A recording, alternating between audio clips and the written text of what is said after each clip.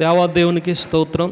అలాగనే చేరువచ్చిన సహోదరులందరికీ అలాగనే సహోదరులకు ప్రభువైన యేసుక్రీస్తు నామములో మీ అందరికీ కూడా వందనాలు తెలియచేస్తా ఉన్నాను. దేవుడు మిమ్మల్ని అందరినీ దీవించును గాక. ఆమేన్. అందరూ సంతోషంగా ఉన్నారండి? అందరూ సంతోషంగా ఉన్నారా? ఇబ్బందిగా ఉన్నారా? సంతోషంగా ఉండండి. దేవుని యందు ఆనందించండి. చక్కగా మనం దేవుని సన్నిధిలోని ఉన్నాం కాబట్టి దేవుని సన్నిధిలో ఆనందించవలసిన వారమై ఉన్నాం. ఇది నాన్నే పిలిపిలు రాసిన పత్రికలో నుండి పిలిపిలు రాసిన పత్రిక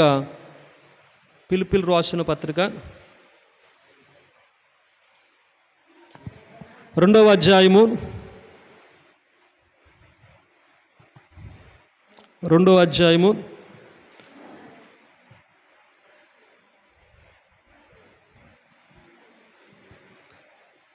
వచనం నుండి చదువుకుందాం. అందుచేతను పరలోకమందున్న వారిలో కానీ భూమి మీద ఉన్నవారిలో కానీ భూమి కింద ఉన్నవారిలో కానీ ప్రతి వాని మోకాలును యేసు నామమున వంగునట్లును ప్రతి వాని నాలుకయు తండ్రి అయిన దేవుని మహిమార్థమై యేసుక్రీస్తు ప్రభువని ఒప్పుకొనున్నట్లును దేవుడు ఆయనను అధికముగా హెచ్చించి ప్రతి నామమునకు పై నామమును ఆయనకు అనుగ్రహించెను. దేవునికి స్తోత్రం కలుగును గాక. ప్రార్థన చేసుకుందరు. దయగలిగిన మా ప్రభువా, కృప కలిగిన మా తండ్రి, నీకు వందనాలు. ఈ ఉదయకాల సమయంలో ప్రభువా నిన్ను స్తుతించడానికి, నీ నామమును గణపరచడానికి, అలాగనే ప్రభువా నీ యందు నాయన మేము దీవించబడటానికి, ఆనందించబడటానికి ప్రభువా మేము బలపరచబడటానికి నీ సహవాసంలోనికి మమ్మలను నడిపించి ఉన్నావు తండ్రి. నీ స్తోత్రాలు. చదవబడినటువంటి వాక్యాన్ని బట్టి అలాగనే ప్రభువా అయా నాయన మందరితోని కూడా మాట్లాడండి. అలాగనే ప్రభు నీ దాసుడు అయినటువంటి నన్ను బలపరచండి, నీ ఆత్మచేత నింపండి. ఈ బలహీనమైనటువంటి మట్టిగటాన్ని ప్రభువా నీ ఆత్మచేత నింపి నడిపింప చేయండి. అలాగనే వినగలిగే చెవులను, గ్రహించే హృదయములను మా అందరికీ కూడా దయచేయమని యేసుక్రీస్తు నామములో ప్రార్థన చేసి వేడుకొనుచున్నాను మా పరమ తండ్రి. ఆమేన్. ఈ వాక్యాన్ని బట్టి నా సాక్షి జీవితాన్ని పంచుకుంటాను మీతో. అందరూ నా సాక్ష్యం విన్నారండి? విన్నారా?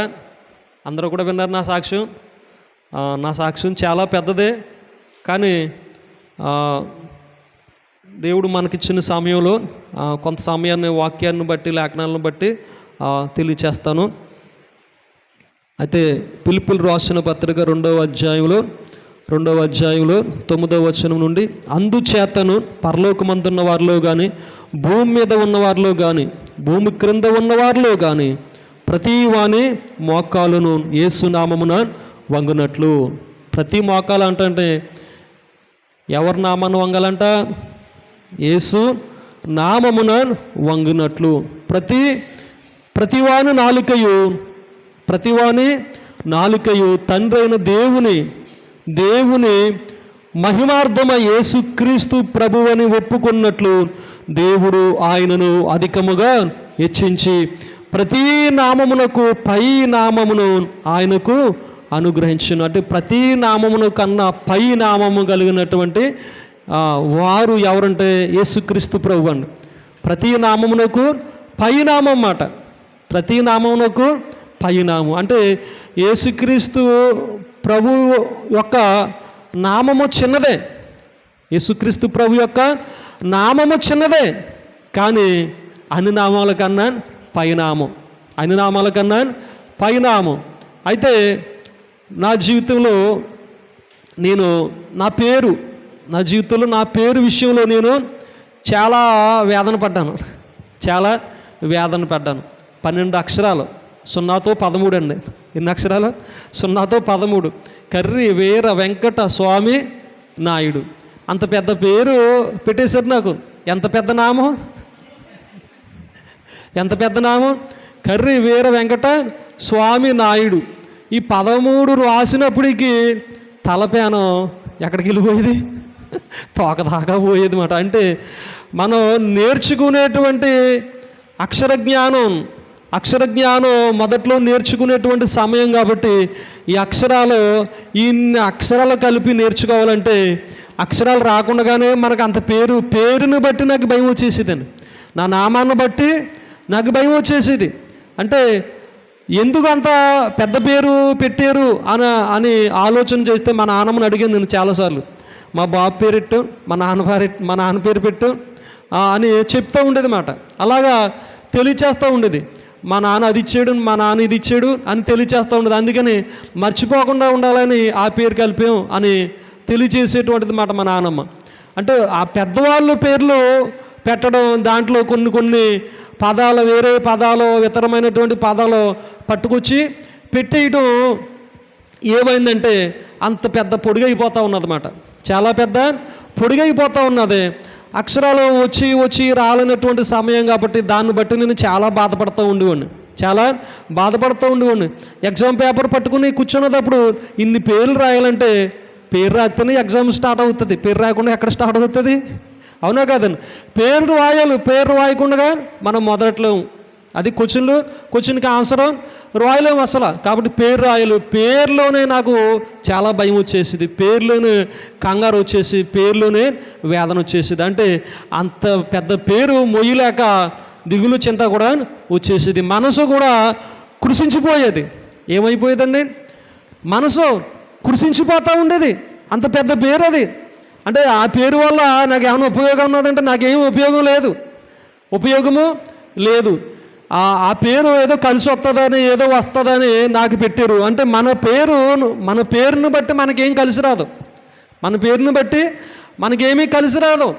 కానీ దేవుని యొక్క నామము అది చిన్నదైన, యేసు అనగా రక్షకుడు, క్రీస్తు అనగా అభిషక్తుడు అని అర్థం అంట.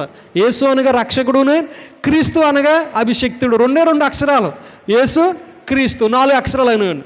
అంటే దేవుని యొక్క నామము అన్ని నామముల కన్నా పై నామము కలిగినటువంటిది. పేర్లు మార్పు చేసుకోవడాన్ని బట్టి, పేర్లు పెద్ద పెట్టుకోవడాన్ని బట్టి, నక్షత్రాలను బట్టి పేర్లు పెట్టడం ద్వారా మనకి ఒరిగేదేమి లేదు. మనల్ని సృష్టించినటువంటి సృష్టికర్తే మనల్ని ఆశీర్వదించగలిగేటువంటి వాడుగా ఉన్నాడు. కానీ మన పేర్లను బట్టి మన జీవితాలు మార్పు చెందవు. మన పేర్లను బట్టి మనకు ఆకాశం నుండి ఊడిపడదు. కానీ దేవుని పేరును బట్టి, దేవుని నామాన్ని బట్టి మనం జీవించినప్పుడు ఏమవుతుందంటే మనం ఉన్నతంగా ఆశీర్వదించబడతాం, మనం ఉన్నతంగా హెచ్చించబడతాం. దేవుని యొక్క కృప మనకి అనుగ్రహించబడగలుగుతుంది. దేవుని స్తోత్రం కలుగును గాక. అయితే ఆ పేరు నాకు ఎలా ఉండేదంటే భారం అయిపోతూ ఉండేది. స్కూల్కి వెళ్ళాలంటేనే భయం వచ్చేసేది, పేరు రాయాలంటేనే భయం వచ్చేసేది అన్నమాట. అటువంటి స్థితిలో మొత్తం చదువు అంతా కూడా భయం అయిపోయింది నాకు. నా పేరుని బట్టి చదువు అంతా కూడా భయం అయిపోయేది. చదువు అంతా భయం అయిపోవడాన్ని బట్టి నాకు ఇంకా చదువు అన్నదే ఇంకా అబ్బలేదు. ఇంకా ఏమైందండి? చదువు అన్నదే లేకుండా నేను అలా బ్రతుకుతూ ఉన్నాను. ఏదో అందరితో పాటు వెళ్తూ ఉన్నాను, అందరితో పాటు వచ్చేస్తూ ఉన్నాను. మరి ఎలాగా ముందుకెళ్ళిపోతూ ఉన్నానంటే 1వ తరగతి కాడి నుంచి హాజరు మాత్రం మంచి చక్కగా ఉంటుంది. ఏ రోజు మానేటువంటి వాడిని కానీ కాదన్నమాట. అంటే హాజరు నన్ను ఏం చేస్తూ ఉండేది? ముందుకు నడిపేస్తూ ఉండేది అన్నమాట. అలాగా హాజరును బట్టి ముందుకెళ్ళిపోతూ ఉండేవాడిని. కానీ అక్షర మొక్క లేదు. అక్షర జ్ఞానం లేదు అసలు. లెక్కలు కూడా రావు, ఏమి రావు అసలు. అటువంటి స్థితి. అలాగా మొత్తం మీద 8th క్లాస్ వరకు కోడెట్లంకలో చదివాను, లంకల గన్నవరంలో చదివాను. మళ్ళీ అక్కడి నుంచి మళ్ళీ 8th అయిన తర్వాత మళ్ళీ ఎక్కడ జాయిన్ చేశారంటే గన్నవరం జాయిన్ చేశారండి. 96లో గన్నవరాన్ని జాయిన్ చేశారు. గన్నవరం జాయిన్ చేసిన తర్వాత పరిస్థితి ఎటువంటిదంటే, ఎందుకు వచ్చింది అసలు మానేస్తాను అని నేను చాలా పట్టుపట్టాను. కాదు చదవాలి, నువ్వు కనీసం 10th వరకు చదవాలి, నువ్వు 10 వరకు చదివితేనే బాగుంటుంది అని గట్టిగా పట్టుపట్టారు. ఏం పట్టుపట్టినా నాకైతే చదువు రాదన్న సంగతే నాకు తెలుసు. ముందుకెళ్ళినా అవదు, మనకు పరిస్థితి ఇంకా అనుకూలించట్లేదు. ఆ స్థితి, నేర్చుకోవాల్సిన స్థితి అంతా కూడా దాటేసింది. ఇంకా 8th 9thలోనికి వెళ్ళిన తర్వాత అన్నీ వచ్చేస్తాయంటే ఏమి రావు. ఇంకా ముందులో రాలేదు, తర్వాత ఏమి వస్తాయి? తర్వాత ఏమీ కూడా రానిటువంటి పరిస్థితి అయిపోతుందని నేను ముందు నుంచే ఇంకా భయపడి జాయిన్ అవునంటే లేదని నాన్న ఏం చేశారంటే మొత్తం మీద గన్నవరం జాయిన్ చేశారండి. జాయిన్ చేసిన తర్వాత ఇంకా నాకు తిట్లు ఎక్కువైపోతూ ఉన్నాయి. నాకు తిట్లు ఎక్కువైపోతున్నాయి. అందరూ చదువుతున్నారు, నువ్వు ఎక్కడా చదవు, అందరూ చదువుతున్నారు, నీకు చదువు రావట్లేదు అని ఎలా తిట్లు ఎక్కువైపోతున్నాయి. చిచ్చి ఇలాగ తిట్టించుకోవాల్సి వస్తూ ఉన్నది, ఇంకా నా బ్రతికి ఇంక ఇలాగ అయిపోయింది అనుకుని నేను చాలా బాధపడిపోతూ ఉన్నాను, చాలా దుఃఖిస్తూ ఉన్నాను. అటువంటి పరిస్థితి మాట. అటువంటి పరిస్థితుల్లో నేను అనుకుంటా ఉన్నాను, ఇంకా చచ్చిపోవాలి, ఇంకా చనిపోవాలి అన్న స్థితిలోనికి నేను వెళ్ళిపోతూ ఉన్నాను అనమాట. ఒక మనోవేదన, ఎవరితోటి చెప్పుకోలేనటువంటి పరిస్థితి. ఆ వయసులో ఎవరితో చెప్పుకుంటాం? మన బాధ ఏదో మనకి ఉండిపోతూ ఉంటుంది. ఎవరితో చెప్పుకునేటువంటిది కానే కాదు. తిడతా ఉంటే ఇంకెవరితో చెప్పుకుంటాం? ఎవరితో చెప్పుకోవాలనేటువంటి పరిస్థితి వచ్చేసింది. అటువంటి పరిస్థితులు చదువుకోటానికి వెళ్ళివ్వండి, బ్రిడ్జి దాటి సైకిల్ వేసుకుని గన్నవరం. అయితే నాకు అపవాదం ఒక ఆలోచన కలగజేసింది, ఇంకా చచ్చిపోవాలన్న ఆలోచనతో ఏ బస్సును లారీను గుద్ది చచ్చిపోతారు, ఏ బస్సును లారీను గుద్ది చచ్చిపోతారు ఇంకా అన్న స్థితికి వెళ్ళిపోయినమాట. ఆ స్థితిలోకి వెళ్ళిపోయిన తర్వాత చక్కగా స్కూల్ నుంచి వచ్చేసిన చనిపోతారని స్కూల్ నుంచి వచ్చేసినటువంటి వాడిని అక్కల్లో కందలపాలెం వెళ్తున్నారు, వారం కందలపాలెం వెళ్తున్నారు. కందలపాలెం ఒకసారి వెళ్తే బాగుంటుంది కదా అనిపించింది నాకు. కందలపాలెం వెళ్తే బాగుంటుంది కదా అని అనిపించింది. బ్రిడ్జి దాకా వచ్చినోడిని దాన్ని గుద్దాలనుకుని వచ్చినోడిని ఏం చేశానంటే అలా డైరెక్ట్ కందలపాలెం వెళ్ళిపోయాను. అలా కందలపాలెం మొదటి వారం వెళ్ళానమాట. మొదటి వారం వెళితే అక్కడ సత్యానందం గారు సాక్ష్యం పంచుకుంటా ఉన్నారు. నేను త్రాగుబోతుడిని, నేను అటువంటి వాడిని, ఇటువంటి వాడిని, దేవుడు నన్ను మార్చాడు అని సాక్ష్యం చెప్తా ఉన్నారు ఆయన. 13 సంవత్సరాల వయసులో నేను కూర్చున్నాను. మన ఊరు వారు పక్కనే కూడా నేను కూర్చున్నాను. ఆ సాక్షి వింటా ఉన్నాను 13 సంవత్సరాల వయసులో. ఆ సాక్షి విన్న తర్వాత నేను మొత్తం మీద కూర్చుని మళ్ళీ వచ్చేసాను. మళ్ళీ వారం కూడా, మళ్ళీ శుక్రవారం కూడా మళ్ళీ వెళ్ళాను. మళ్ళీ సాక్షి విన్నాను. మళ్ళీ సాక్షి విన్నాను. 3వ వారం కూడా సాక్ష్యము వినడానికి అవ్వలేదు. ఇంకా 3వ వారం ఎప్పుడు చెప్పి సాక్ష్యమే కదా, ఇంకా ఎప్పుడు చెప్పే సాక్ష్యమే కదా, ఎప్పుడు అదే చెప్తా ఉన్నాడు కదా ఈయన అని ఏం చేశానంటే ఇంకా అప్పటి నుంచి మానేసాను. మళ్ళీ వెళ్ళి ప్రార్థన చేయించుకుని వచ్చేసాను మాట. దేవునికి స్తోత్రం కలుగును గాక. అప్పుడు నాకు అనిపించింది, మా ఊళ్ళకి కావాల్సింది 10th వరకు కదా, 10th వరకు నువ్వు చదువునా, పాస్ అవ్వకపోయినా నాకు అనవసరం, మొత్తం మీద 10th వరకు కంప్లీట్ చేసేద్దారు, 10th వరకు చదివేద్దారా అన్న ఆ బుద్ధి వచ్చింది మాట. దేవునికి స్తోత్రం కలుగును గాక. అంటే చదువు రావట్లేదు, చనిపోవాలన్న ఆలోచన కాడ నుండి 10th పాస్ అవ్వకపోయినా నాకు అనవసరం, మా ఊళ్ళకి కావాల్సింది 10th క్లాస్ కాబట్టి 10th వరకు కూడా మనం వెళ్ళాలన్న ఒక ఆలోచన వచ్చింది. చనిపోవాలన్న ఆలోచన దూరం అయిపోయింది. అంటే దేవుడు ఎక్కడ నడిపించాడు నన్ను? ఎక్కడ నడిపించాడు? మందిరానికి నడిపించాడు మాట. అలాగా నడిపించాడు మందిరానికి దేవుడు. మరి నాకేమన్నా తెలుస్తుందా మందిరం నడిపించాడని దేవుడు? నాకేమీ తెలియలేదని నాకు ఒక ఏంటంటే నేను వెళ్ళాను కదా అనుకున్నాను తప్పగా నాకేమీ కూడా తెలియనటువంటి పరిస్థితి మాట. మొత్తం మీద 10th అయిపోయింది. ఫస్ట్ క్లాస్లో ఫెయిల్ అయిపోయి ఉంటానన్న సంగతి నాకు అర్థమైపోయింది. అర్థమైపోయిన తర్వాత నుండి కూడా ఆ బ్రిడ్జి పనులు అవి చేసుకుంటా ఉన్నాను. అలాగా 2000 సంవత్సరం నుంచి కూడా చేసుకుని ఒక వర్కర్గా వెళ్ళినటువంటి వాడిని చాలామందిని జనాన్ని సమకూర్చి ఆ పనులు చేసేటువంటి మేస్త్రితనం దాకా వచ్చిందన్నమాట. పెద్ద మేస్త్రిగా వచ్చింది. ఇంచుమించు 40 మంది చేత కూడా పని చేయించేటువంటి వాడిని, వర్క్ అలాగా నడిపిస్తూ ఉండేటువంటి వాడిని. అటువంటి స్థితి అది కలిగి ఉన్నటువంటి వాడుగా నేను ఉంటా ఉన్నాను. కానీ పరిస్థితులు ఎలా ఉన్నాయంటే బాగా ఒత్తిడి బాగా నలిగిపోతూ ఉండేది. శరీరం బాగా అలా నలిగిపోతూ ఉండేది. జనంతో చాలా ఇబ్బంది పడుతూ ఉండేవాడిని. మాట వినేటువంటి వారు కాదు, డబ్బులు తీసుకునేవారు, అడ్వాన్సులు తీసుకునేటువంటి వారు, వచ్చేటువంటి వారు కాదు. ఇంజనీర్లు అవి కూడా ఒత్తిడి చేస్తూ ఉండేవారు. కాంట్రాక్టర్లు వాళ్ళు నా మీద ఒత్తిడి చేస్తూ ఉండేటువంటి వారు. వీళ్ళందరూ కూడా నాకు చాలా ఇబ్బంది అయిపోయేటువంటి పరిస్థితి. అయితే నాకేంటంటే చదువు ఎలాగా మనకి అబ్బలేదు. కనీసం ఏదన్నా ఒక మంచి వర్క్ నేర్చుకోవాలో, ఏదన్నా వర్క్ నేర్చుకుని ఒక ఉన్నతమైనటువంటి స్థితికి ఎదిగిపోవాలన్న ఆలోచనలు కలిగి ఉన్నాయి. ఉన్నతమైనటువంటి స్థితికి వెళ్ళాలో. చదువు రాకపోతే ఇంకేది లేదా, ఇంకోటి ఏదన్నా ఉంటుంది కదా, నాకు వచ్చింది నేను చేసుకోవచ్చు కదా, ఏదన్నా మంచిది నేర్చుకుని చేసుకోవచ్చు కదా, ఉన్నతంగా ఎదగొచ్చు కదా, చదువు ఉద్యోగం ఒకటే కాదు కదా మనల్ని పోషించేది. కనీసం ఏదన్నా వర్క్ చేసుకున్నాడే ఎడలైతే పోషించబడతాం కదా, నా లైఫ్ సెటిల్ అయిపోతుంది కదా అన్న ఒక బలమైనటువంటి ఆలోచనలో కలిగి ఉన్నాను.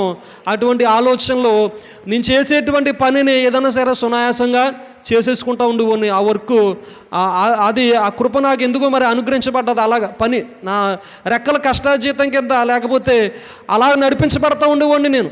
అటువంటి ఎంతగా పని అంటే నాకు పనిలో లీనమైపోతానండి. అలాగ పనిలో లీనమైపోయేటువంటి వ్యక్తి అన్నమాట. రేత్రి కూడా ఆ పనినే చేపిస్తూ ఉంటాను. రేత్రి కూడా నిద్రపోయేటప్పుడు కూడా పనినే చేపిస్తూ ఉంటాను. ఆ పనినే కలవాట్లు కూడా పలిగేసేటువంటి వాడు అన్నమాట. అంత అలా ఉంటా ఉన్నది. అంటే శరీరం మీద కూడా ఏమైందంటే ఏదో సంపాదించాలో, ఏదో గొప్పవాడిని అయిపోవాలో, ఏదో ఉన్నతంగా ఎదిగేయాలనే ఆలోచనలో నేను కలిగి ఉంటా ఉన్నాను. అయితే పని అయితే శ్రద్ధగా చేస్తూ ఉన్నాను. కానీ నా శరీరం మీద అంతా కూడా పని ప్రభావం ఎక్కుండిపోతూ ఉన్నది. ఏ ప్రభావం చెప్పండి? పని ప్రభావం ఎక్కుండిపోతూ ఉన్నది. ఎంతలాగంటే ఆ పని ప్రభావం పగటలంతా పని చేసినప్పుడు నా పక్కన ఉంటారు కదా కొంతమంది పనివారు, వారిని రాడ్లు అందివ్వమంటూ ఉండేవాడిని. వారు నా చేతికి రాడ్లు అందిస్తూ ఉండేవారు. ఏమంటే రాడ్ అందివ్వండి రామారావు గారు, రాడ్ అందివ్వండి అని. అంటే మాకు ఇన్ని రోజులు అని తొందరగా చేసేస్తే ఇన్ని రోజులు డ్యూటీ పడుతుంది, ఇన్ని రోజులు మాస్టర్ పడుతుంది అన్నమాట అని ముందుగా కాంట్రాక్ట్ అన్నమాట. అది దానిని బట్టి ఏం చేసేవాడిని నా పక్కన ఉన్నటువంటి వాడిని నేను కంగారు పెడతా ఉండేవాడిని. అలా కంగారు పెట్టడంలో రాత్రికాల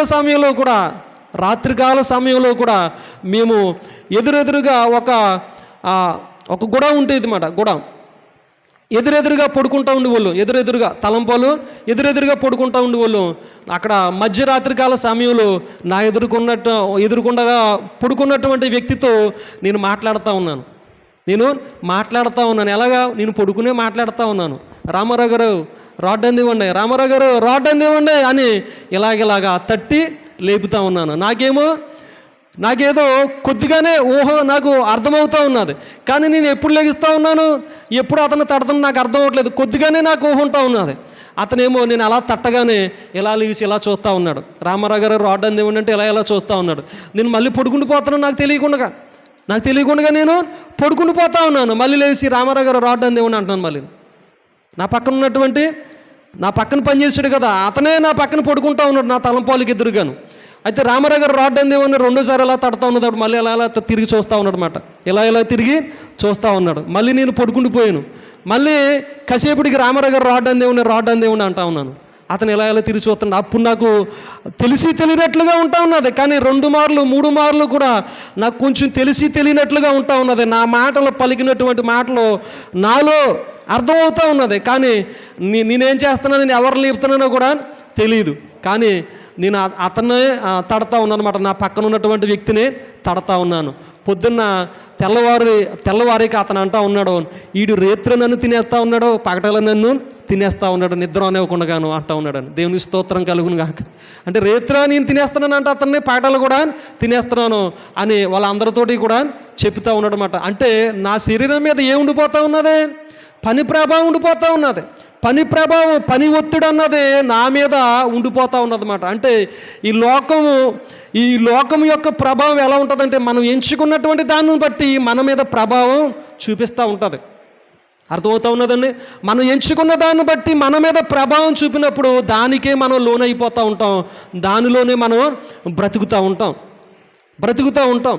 పెద్ద వెలసలో దిగుతూ ఉండేవాడిని. నేను రాడ్లు అవి కట్ చేస్తూ ఉండేవాడిని. ఆ టార్చ్ పట్టుకుని, కటింగ్ టార్చ్ అది పట్టుకుని దిగిన తర్వాత వారిని అంటూ ఉండేవాడిని, తోడేయండి పైకి, లాగండి నన్ను అనివ్వండి మాట. లోనకి దిగిన తర్వాత ఇంటికి వచ్చి పడుకున్నా సరే తోడేయండి పైకి, నన్ను లాగండి పైకి ఎక్కుతాను నేను అని అంటూ ఉండేవాడిని. మా అమ్మ అంటూ ఉండేది, ఏం పని చేసేవేంటి అక్కడ వచ్చి నువ్వు, అక్కడ ఏం పని చేసి వచ్చేవేంటి నువ్వు, ఇలా మాట్లాడుతున్నావు, నువ్వు ఎక్కడెక్కడ ఉన్నావు, నువ్వు లోన ఉన్నావా ఏంటి, అలవాట్లు ఏంటి అంటూ ఉండేది మా అమ్మ. అంటే నా పని ఎలా ఉండేది అంటే దాంట్లోనే లీనమైపోతూ ఉండేవాడిని, దాంట్లోనే నిమగ్నం అయిపోతూ ఉండేవాడిని. అంత పని అంటే అంత పిచ్చిగా ఉండేవాడిని. ఏదో సాధించేయాలి, ఏదో గొప్పవాడిని అయిపోవాలో అన్నట్లుగా నా ఆలోచన స్థితి అలా ఉంటా ఉండేది. ఎందుకనంటే చదువు రాలేదు కదా, ఏదో ఉద్యోగం రాలేదు కదా, ఉద్యోగం చేసుకోలేం కదా, కనీసం ఏదో ఒక పని అన్నా చేసుకోవాలో అని నేను ఆతృతతో ఉండిపోతూ ఉండేవాడిని. చాలామందికి పని చెప్పేటువంటి వాడిని. కడకే ఒక ఇంజనీరు నన్ను ఏం చేశాడంటే ఈ కాంట్రాక్ట్ చేయమంటా ఉన్నాడు. కాంట్రాక్ట్ చేయనంటే అతను సరే నువ్వు కంపెనీ మాస్టర్గా అంటే ఎన్ఎంఆర్గా చెయ్యి, నువ్వు డైలీ వేజ్గా చెయ్యి అతను చెప్పినప్పుడు నేను అలాగ సంవత్సరాల పాటు కొంతమందిని వేసుకుని కొంతమంది వర్కర్లు వేసుకుని అలా పని చేయించిన తర్వాత అతను చివరకు వచ్చినప్పుడు ఏం చేశాడంటే నాకు రావాల్సినటువంటి ధనము అతను ఇవ్వకుండా నాకు మోసం చేశాడు. నేనేమో తక్కువ తీసుకునేవాడిని, నా కింద పని చేసుకునే వాళ్ళకేమో ఎక్కువ ఇచ్చేవాడిని.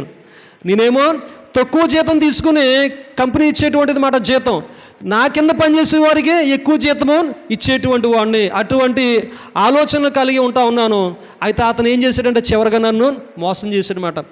నాకు అప్పుడు మొత్తం అంతా కనీసం మనిషికి వచ్చి ఒక 20 రూపాయలు వేసుకున్నా సరే ఒక 80,000 జీతం, ఒక 80,000 రూపాయలు 2007వ సంవత్సరంలో నాకు రావాల్సి వచ్చిందండి. 2006 చివరిలోని, అంటే మధ్య 2007, 2006 మధ్యకాలంలో మాట. అయితే అంత 1,80,000 రూపాయలంటే అప్పుడు ధనం ఎంత? అంత ధనం నా దగ్గర నుంచి అతను మోసగించాడు. సర్లే ఇంకెక్కడ చేయడం అనవసరం, ఇంకెక్కడ చేయకూడదు వీళ్ళ దగ్గర అనుకుని ఏం చేశానంటే నాకు ఇష్టమైనటువంటి పనిని ఎంతమంది ఒక 40 మంది చేసేవారు వారందరినీ కూడా ఇంకా విడిచిపెట్టేయాలి, నేను ఎక్కడికన్నా దూరంగా వెళ్ళిపోవాలో, ఈ ఒత్తిళ్ళు మనం చేయలేము, ఇలా మోసగించేటువంటి వారి దగ్గర చేయలేను అన్న ఒక ఆలోచనతోటి మళ్ళీ నేను ఎక్కడికి ప్రయాణం ఏర్పాటు చేసుకున్నానంటే సింగపూర్ వెళ్ళిపోవాలో. సింగపూర్ అయితే బాగుంటుంది, అక్కడ చల్లగా ఉంటుంది వాతావరణం, చెమటకాయలు అవి రావో, ఎండ ఉండదో, చక్కగా వర్క్ చేసుకోవచ్చు అని అనుకుంటా ఉన్నాను. మరి ఏం వర్క్ చేస్తానంటే నాకు ఎలాగ వెల్డింగ్ వర్క్ వచ్చు కదా, ఆ వెల్డింగ్ వర్క్ వచ్చు కాబట్టి అది ట్రైనింగ్ అయిన తర్వాత ఆ వెల్డింగ్ దాంట్లో మనం జాయిన్ అవ్వచ్చు, ఏదోలాగా వెళ్ళిపోవాలన్న ఆలోచనతో పాస్పోర్ట్ అప్లై చేసాను. అలాగనే నా దగ్గర డబ్బులు లేకపోయినా సరే నా బంధువులందరూ కూడా సమకూర్చి ఇచ్చారండి ఇంట్రెస్ట్కి.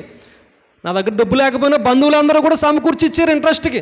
కానీ ఆ యొక్క మొత్తం మీద ధనం సమకూర్చబడ్డ తర్వాత రేపు వెళ్ళాలి. ఈ రోజు నాడు ఆ ఇంటి దగ్గర ఉంటా ఉన్నాను. అమ్మ కొరకు ప్రార్థన చేయడానికి, అమ్మ బ్యాక్ పెయిన్తో ఉండేది, ప్రార్థన చేయడానికి ఒక పాస్టర్ గారు వచ్చారు. మా అమ్మ అన్నది సింగపూర్ వెళ్ళిపోతావు కదా అంటే పాస్టర్ గారు వచ్చారు కదా ప్రార్థన చేయించుకోమ్మా అంటే కావాలితే వాడు చేత చేయించుకో, నేను మాత్రం చేయించుకోను అనేసాను. కావాలితే నువ్వు వాడు చేత చేయించుకో, నేను మాత్రం చేయించుకోను అనేసాను. అప్పటికి ఇంచుమించు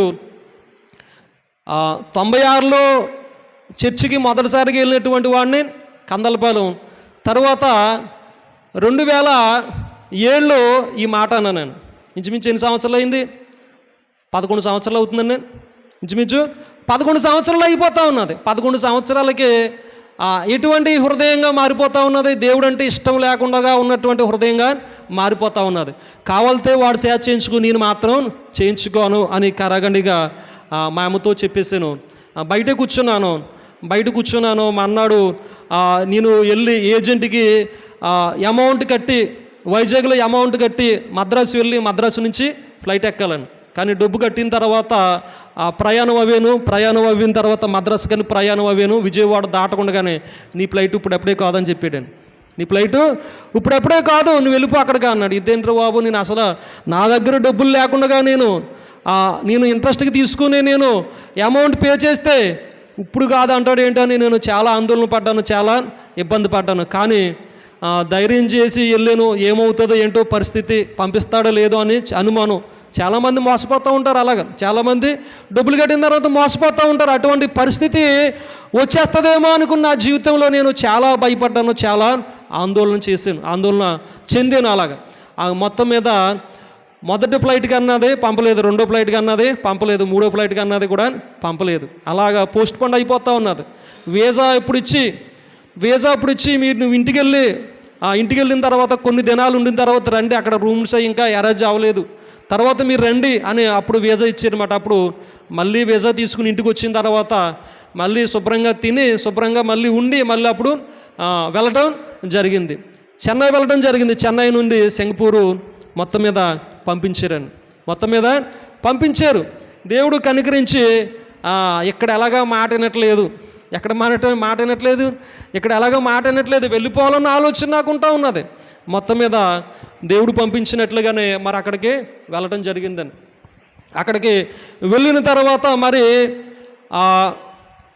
మెడికల్ టెస్టులన్నీ కూడా చేస్తారండి. మెడికల్ టెస్టులన్నీ కూడా చేస్తారు. ఏదన్నా శరీరంలో ఎటువంటి అనారోగ్య సమస్యలు ఏదన్నా సరే ఉన్నా, శరీరంలో ఎటువంటి ఆ ప్రాబ్లం ఏదన్నా మెడికల్ టెస్ట్లో బయటపడితే కనుక ఏం చేస్తారంటే మళ్ళీ తిరిగి పంపించేసేటువంటి వారుగా వాళ్ళు ఉంటారు. ఎందుకంటే అక్కడ రూల్స్ ఎక్కువగా ఉంటాయి, చాలా స్ట్రిక్ట్గా ఉంటుంది అక్కడ ఆ ప్రభుత్వం. కాబట్టి ఆ రూల్స్ అన్నీ కూడా పాటించాలి, చాలా స్ట్రిక్ట్. అయితే ఆ టెస్టులు అయిన తర్వాత అన్నీ బాగానే వచ్చినాయి, మెడికల్ టెస్టులు అన్నీ కూడా బాగానే వచ్చినాయి. కానీ 3 నెలల తర్వాత మనకి వర్క్ పర్మిట్ చేస్తారు. 3 నెలల తర్వాత మెడికల్ బాగా వచ్చిన తర్వాత 3 నెలల తర్వాత వర్క్ పర్మిట్ చేస్తారు. వర్క్ పర్మిట్ చేసిన తర్వాత 2 సంవత్సరాలకే పర్మిట్ చేస్తారన్నమాట. అయితే 3 నెలలు తిరగకుండానే నాకు గ్యాస్ట్రిక్ సమస్య వచ్చేసిందండి. అక్కడ ఏ సమస్య వచ్చేసింది? గ్యాస్ట్రిక్ ప్రాబ్లం వచ్చేసింది నాకు. గ్యాస్ట్రిక్ ప్రాబ్లంతో చాలా ఇబ్బంది పడుతూ ఉండి చాలా సతమతం అవుతూ ఉండి నైటు నిద్ర ఉండేది కాదు. చాలా పరిస్థితి ఎలా ఉండేదంటే తిన్నదంతా కూడా కక్కేసేటువంటి వాడిని, జీర్ణం అయ్యేది కాదు అసలు. చాలా ఇబ్బంది పడిపోతూ ఉండి నలిగిపోతూ ఉండి హాస్పిటల్కి వెళ్తే మనకు తెలియదు, తెలుగే మనకి సరిగ్గా రాదు, సరిగ్గా మాట్లాడలేనటువంటి వాడిని ఇంగ్లీష్ ఏం మాట్లాడతాం మనం.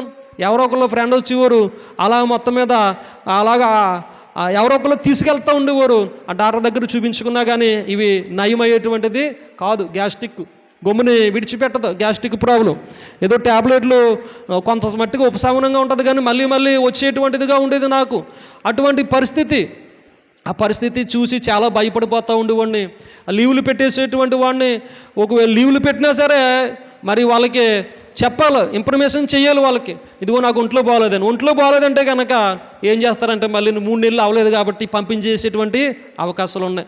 ఎక్కువగా మానేసాను అనుకోండి, వీడి అనారోగ్యము కంప్లైంట్ వీటికి మనం ఉంచుకోకూడదు, పంపించేస్తే బెటరు అన్న కాడికి వాళ్ళు ఉంటారు. ఆ యొక్క ఆలోచన కలిగి వారు కంపెనీ వారు ఉంటారు. అటువంటి కంపెనీలు మాట అంత స్ట్రిక్ట్గా ఉంటాయి. బాగుంటేనే పని చేయించుకుంటారు. ఎద్దు బాగుంటేనే పని చేయించుకుంటారు, ఎద్దు బాగపోతే పని చేయించుకోరు, వెనక్కి పంపేస్తూ ఉంటారు అన్నమాట. అటువంటి భయంతో ఉండి ఆందోళనతో ఉండి పంపించేస్తారేమో, పంపించేస్తే ఎలాగా మళ్ళీ నా అప్పులన్నీ తీరవు, 1,80,000 కట్టుకుని వచ్చాను, అవన్నీ కూడా ఇంట్రెస్ట్ ఎక్కువైపోతాయి, నేను అనవసరంగా వచ్చాను ఇక్కడికి, ఇండియా నుంచి అనవసరంగా వచ్చాను సింగపూర్లో బాధపడుతూ ఉండేవాడిని. అక్కడే నాకు 100 రూపాయల జీతం వస్తూ ఉండేది, అనవసరంగా విడిచిపెట్టి వచ్చేసాను అని చాలా ఆందోళన చెందుతూ ఉండేవాడిని. అయితే నాకన్నా ఒక అబ్బాయి వెనకాల వచ్చాడనమాట. వెనకాల ఒక 20 రోజులు వెనకాల వచ్చాడు. 20 రోజులు వెనకాల వచ్చినటువంటి అబ్బాయి చాలా అనారోగ్యానికి గురి అయితే ఆ అబ్బాయిని తిరిగి పంపించేశారు. నాకు ఇంకా భయం పడేసుకున్నది. ఆ అబ్బాయిని వెనక్కి తిరిగి పంపించేశారు. అతను కూడా డబ్బులు కట్టి వచ్చినటువంటి వ్యక్తే, కానీ అతనికి ఇంకా డబ్బులు ఏమీ ఇంకా తిరిగి ఇవ్వలేదు. అతను కట్టినటువంటి ధనం ఇంకేమీ జవాబు ఏం చెప్పడం వారు ఇంకా వెనక్కి చక్కగా ఫ్లైట్ టికెట్ తీసి వెనక్కి తిరిగి పంపించేస్తారు అంతే. ఇంకా డబ్బులేమి ఇంకా సంబంధం ఏముండదు. ఇంకా అటువంటి పరిస్థితి నాకు వచ్చేస్తుందేమో అనేసి నేను చాలా బాధపడ్డాను. ఒకవేళ ఏంటి పరిస్థితి అని ఆలోచన చేసి ఇంటికి ఫోన్ చేసి చెప్పాను, నాకు గ్యాస్ట్రిక్ నొప్పి వచ్చేస్తూ ఉన్నది, ట్యాబ్లెట్లు పంపంటే 350 ట్యాబ్లెట్లు, ఒక 6 టానిక్లు పంపించారని. ఎన్ని ట్యాబ్లెట్లు? 350 ట్యాబ్లెట్లు, 6 టానిక్లు పంపించారు. అవన్నీ సీలిప్పగానే నాకు భయం వేసింది. ఆ ట్యాబ్లెట్లన్నీ చూసి ఏంటిది నా జీవితానికి ఇన్ని ట్యాబ్లెట్ల, ఉదయం సాయంత్రం వాడాలా ఇవన్నీ, నేను ఎలా ఉన్నాను, ఇటువంటి పరిస్థితి ఏంటి నాకు అసలు, ఈ వయసులో ఇటువంటి ట్యాబ్లెట్లన్నీ వాడాలా, ఇన్ని ట్యాబ్లెట్లు వాడాలా అని నాకు భయం వచ్చేసిందండి. భయం వచ్చేసి నేను అసలు తీయలేదు. అటేమో ఫ్రెండ్స్ ఏమో అంటా ఉన్నారు, చర్చికి వెళ్తారో నీకు తగ్గుతుంది, దేవుడు స్వస్థత ఇస్తాడో, తగ్గుతుంది రా అంటా ఉన్నారు. నాతో వచ్చినటువంటి ఫ్రెండ్స్. నేను రాను అసలు అని చెప్తా ఉన్నాను. నేను రాను అసలు, చర్చికి అంటే రాను నేను కరాగండిగా వాళ్ళతో చెప్తా ఉన్నాను. ఈ బలహీనత ఏమో ఎక్కువైపోతూ ఉన్నది. కంపెనీ వాడు పంపించేస్తే కనుక పైనుంచి దూకు చచ్చిపోతారు అని బస్సు వెళ్ళిపోతూ ఉండేది. ఆ యొక్క అపార్ట్మెంట్ మీదకి బస్సు వెళ్ళిపోతూ ఉంటుంది పైకి. అక్కడికి వెళ్ళిపోయి పైకి అంటే కిందకి చూసుకుంటూ ఉండేవాడిని. ఎప్పుడు పంపించేస్తానని కంపెనీ వాడు చెప్తే అప్పుడు దూకేస్తారని పైకి వెళ్ళి చూసుకుంటూ ఉండేటువంటి వాడు అన్నమాట. అటువంటి స్థితి, అటువంటి ఆలోచనలు నాకు కలిగి ఉన్నాయి. ట్యాబ్లెట్లు చూస్తే వేసుకునేటువంటి వాడిని కాదు, భయం వచ్చేసి ట్యాబ్లెట్లు వేసుకోవాలంటే ఇది ఒక అలవాటు అయిపోతుంది అన్న ఆలోచన ఉంటా ఉండేది. భోజనం దగ్గరికి వెళ్తేనేమో విషం తిన్నట్లుగా ఉండేది. చాలా బాధపడుతూ ఉండేవాడు నేను భోజనం దగ్గరికి వెళ్తే. అది ఆ అన్నం కలిపేవాడిని కానీ మనసు ఉండేటువంటిది కాదు, విషం కలుపుతున్నట్లుగా ఉండేటువంటిది. అయ్యో నేను 15,000 పంపిస్తా ఉన్నాను, ఇంటికి 18,000 పంపిస్తా ఉన్నాను, కానీ నా కడుపు నిండా భోజనం తినడానికి లేదు అని చాలా ఇబ్బంది పడిపోతూ ఉండేవాడిని. చాలా ఇబ్బంది పడిపోతూ ఉన్నాను. విషం దగ్గరికి వెళ్తే ఎలా ఉంటుంది, ఇంకా అలా ఉండేది మాట. అన్నం తింటే ఎక్కడ అరకుండగా వాంతులు అయిపోతాయో, మళ్ళీ ఎక్కడ నిప్పు వచ్చేస్తుందా, ఎక్కడ ఇబ్బంది పడిపోతానా అని చాలా భయం వచ్చేస్తూ ఉండేది. అన్నం తినేవాడిని కదండి, అంటిపూలు తినేటువంటి వాడిని, మజ్జిగ తాగేటువంటి వాడిని అలాగా. లేకపోతే ఏ బన్నం ఉంటే ఆ బన్న తినేస్తూ ఉండేవాడిని అలాగా. సూపర్వైజర్ కూడా చూసి చైనా సూపర్వైజరు, ఏంటి నువ్వు అలాగా అయిపోతున్నావేంటి అంటూ ఉండేవాడు మాట. అలా బక్కగా అయిపోతున్నావేంటి అని మాట్లాడేటువంటి వాడు. అలాగా చాలా చాలా సమస్యలు, చాలా బలహీనం అయిపోతూ ఉన్నది శరీరం. పరిస్థితి ఏమో అర్థం కావట్లేదు. ఫ్రెండ్స్ చూస్తేనేమో చర్చికి రమ్మంటా ఉన్నారు, నేనేమో చర్చికి వెళ్ళట్లేదు. ఇంకా మోసం నాకు తెలియకుండానే బెడ్ మీద మోసం చేయిపోతూ ఉన్నా, నాకు తెలియకుండానే మోసం చేయిపోతూ ఉన్నా. ఇంకా నా మీద ఇంకా చిరకు వచ్చేస్తూ ఉన్నారు. ఏంటి నా వయసు ఏంటి, నాకు తెలియకుండా మోసం చేయండి. అసలు నాకు ఈ పరిస్థితిలో ఎలాగో అయిపోతూ ఉన్నది అంటే, ఇంకా నా శరీరం బలహీనం అయిపోతూ ఉన్నది, మోసం చేయిపోతూ ఉన్నా. ఏంటి అసలు ఎవరో కూడా లేరు, ఎవరు పలకరించేటువంటి వారు ఎవరు లేరు, అందరూ డ్యూటీకి వెళ్ళిపోతూ ఉన్నారు, ఏంటి పరిస్థితి అని నా మీద నాకు ఇంకా చిరాకు వచ్చేస్తూ ఉన్నది. ట్యాబ్లెట్లు ఏమో వేసుకోవట్లేదు, చర్చికి ఏమో వెళ్ళట్లేదని అలాగా బాధపడిపోతూ ఉన్నాను, దిగులుతో ఉన్నాను. అప్పుడు మళ్ళీ ఫ్రెండ్స్ వచ్చి చర్చికి వెళ్దారా అని అంటే, సరే ఏదో ఒక దేవుడు ఉన్నాడు సరే అని అప్పుడు మనసు లొంగిందండి. దేవుని స్తోత్రం కలుగును గాక. నాకు వచ్చినటువంటి ఇబ్బందిని బట్టి, నాకు వచ్చినటువంటి కష్టాన్ని బట్టి, సరే ఏదో ఒక దేవుడు ఉన్నాడో అని నేనేం చేశానంటే వాళ్ళతో వెళ్ళడం జరిగింది. పాస్టర్ గారు అంటే మరి చిరాకు వచ్చేసింది నాకు అప్పుడు దాకాను. పాస్టర్ గారు అంటే చాలా ఇసుపు వచ్చేసింది. వీళ్ళ మాటలు అసలు నమ్మకూడదు అన్నట్లుగా ఉండేటువంటి వాడిని నేను అప్పుడు దాకాను. కానీ ఎప్పుడు ఇక్కడ 8th క్లాసులో ఉన్నప్పుడు వెళ్ళడం జరిగింది. మళ్ళీ ఎప్పుడు కూడా చర్చికి వెళ్ళలేదు అసలు నేను. తర్వాత మళ్ళీ ఎప్పుడైతే నాకు బలహీనత వచ్చిందో రమ్మన్నారు, అప్పుడు నేను ఎవరో ఒకళ్ళు దేవుడు ఉన్నాళ్ళ ఎవడో ఒకడు అనుకున్నట్లుగా నేను వెళ్ళిన తర్వాత చర్చిలోకి వెళ్ళి మోకరించి ప్రార్థన చేసుకున్నాను. ప్రభువా నేను ఇక్కడికి వచ్చే నేను ఒక 6 సంవత్సరాలు ఇక్కడ వర్క్ చేసుకోవాలో. ఎన్ని సంవత్సరాలండి? ఒక 6 సంవత్సరాలు వర్క్ చేసుకుని నేను వెళ్ళాలి తిరిగి. నేను ఒక 6 సంవత్సరాలు వర్క్ చేసుకోవాలి, బాకీలన్నీ కూడా తీరిపోవాలి, కొంత నిలవలో ఉండే నేను వెళ్ళాలో, ఆర్థిక ఇబ్బందులతో నేను వెళ్ళకూడదు. వెళ్ళినప్పుడు సాక్ష్యం చెప్తాను అనుకున్నాను. అలాగనే నాకు వచ్చినటువంటి ట్యాబ్లెట్లు కూడా నేను వేసుకోకూడదు, ఎవరికి కూడా ఉపయోగపడకూడదు అని నేను ప్రార్థన చేసుకున్నానండి. దేవునికి స్తోత్రం కలుగును గాక. అలా మొదటగా ప్రార్థన చేసుకున్నాను. పాస్టర్ గారు చెప్పే మాటలు అసలే విన్నమాట ఎందుకో మరి హృదయం అలా కఠినమైపోయింది. కానీ ఆ రోజు నాడు పాస్టర్ గారు అంటూ ఉన్నారు, ఆ పాస్టర్ గారి పేరు సామ్యలేను, ఆయన కర్నూలు పాస్టర్ గారు మాట.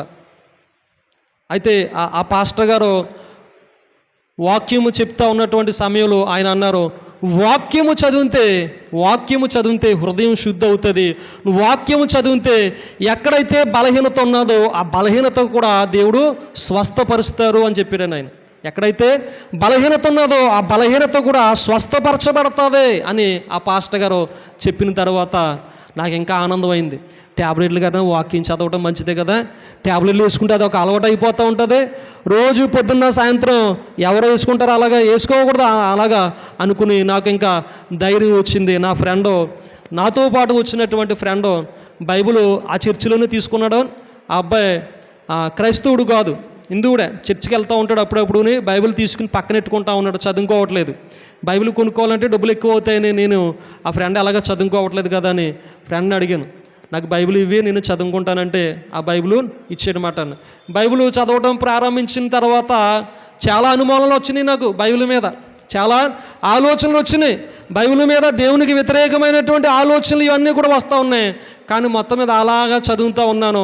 ఆదివారం వచ్చినప్పుడు ఖాళీగా ఉన్నప్పుడు అప్పుడప్పుడు అలాగా తిరిగేస్తూ ఉన్నాను. అలాగా తిరిగేసి వెళ్తూ ఉన్నాను చర్చికి. కానీ అలాగా 2 వారాలు 3 వారాలు అలా కంటిన్యూగా వెళ్ళాను చర్చికి 2 వారాలు 3 వారాలు అలా కంటిన్యూగా వెళ్ళాను. ఎక్కడ కూడా గ్యాస్ట్రిక్ నొప్పి రావలేదు. చర్చిలోకి వెళ్ళిన తర్వాత మీటింగ్ అయిన తర్వాత చక్కగా పైన భోజనాలు పెడతారన్నమాట.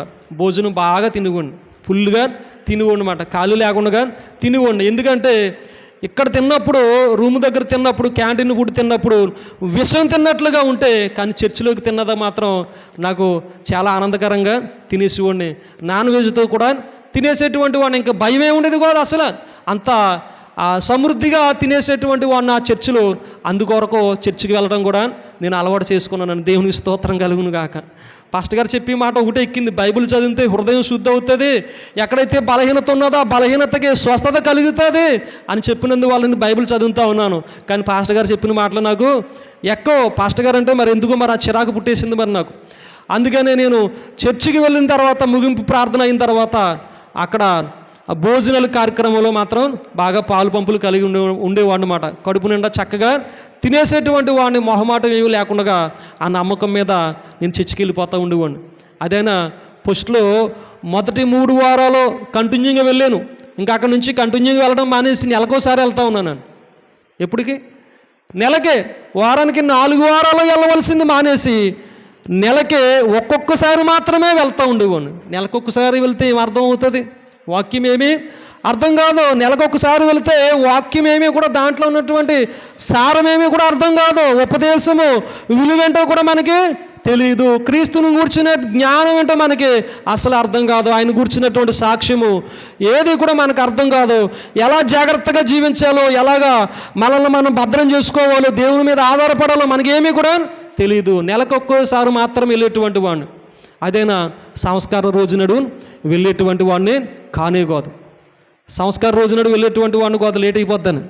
ఎందుకనండి లేట్ అయిపోతుందా, ఎక్కువ సమయం పడుతుందని ఆ రోజునడు కాకుండా వేరే రోజున వెళ్ళివాడిని. వేరే రోజునడు అదన్నా ఎప్పుడు వెళ్ళివాడిని? లాస్ట్ని 10 నిమిషాలకి వెళ్ళివాడిని, అంతే. 10 నిమిషాలు వాక్యం అంతా అయిపోయిన తర్వాత వెళ్ళేవాడిని. ఆ టీవీలు చూసేవాడిని, షాపింగ్ మాల్కి వెళ్ళి ఆ సెల్ ఫోన్లు చూసేవాడిని, ఆ బంగారం చూసేవాడిని, అవి చూసేవాడిని. మొత్తం అంతా కూడా సమయం అంతా కూడా వ్యర్థం చేసేటువంటి వాడిని అన్నమాట. కాలక్షేపం చేసేవాడిని. ఆ టేకా సెంటర్లో, ఆ ముస్తఫా సెంటర్లో గిరగిర తిరిగేసేటువంటి వాడిని. లాస్ట్ని 10 నిమిషాలు ఉన్నదనగా ఆ చర్చిలోకి వెళ్ళేటువంటి వాడిని అన్నమాట. బ్రతుకు మారుతుందంటే మారదు. బ్రతుకు మారుతుందా, మార్పు చేయబడుతుందంటే మారదు. ఎందుకనంటే దేవుని గూర్చినటువంటి వాక్యము మనలో లేనప్పుడు ఎంత మాత్రం కూడా మారదో మన జీవితం. దేవునికి అనుగుణంగా మనం నడిచినప్పుడు మన బ్రతుకులు మారతాయి, కానీ దేవునికి విరుద్ధంగా మనం నడిచినప్పుడు మన బ్రతుకులు మారో. ఎందుకునో కనికరించేటి దేవుడు అలా వెళ్ళవలసి వచ్చింది, కానీ నేను సద్వినియోగం పరుచుకోవట్లేదు. వారం వెళ్ళేటువంటి అవకాశం దేవునికి ఇవ్వట్లేదు. ఆదివారం డ్యూటీలు ఉంటా ఉండి ఎక్కువ డబల్ శాలరీ వస్తుంది, ఆదివారం డబల్ జీతం వస్తుంది. తొందరగా బాకీలు తీరిపోతాయన్న ఆలోచన నాకు ఉంటా ఉండేదండి. తొందరగా బాకీలు తీరిపోతాయన్న ఆలోచన ఉంటా ఉండేది, కానీ నేను దేవునికి దూరం అయిపోతా ఉన్నాను అన్న ఆలోచన ఉండేటువంటిది కానే కాదు. వర్క్ చేసిన తర్వాత మరి చాలా ఒత్తిడికి గురైపోతూ ఉండేవాడిని.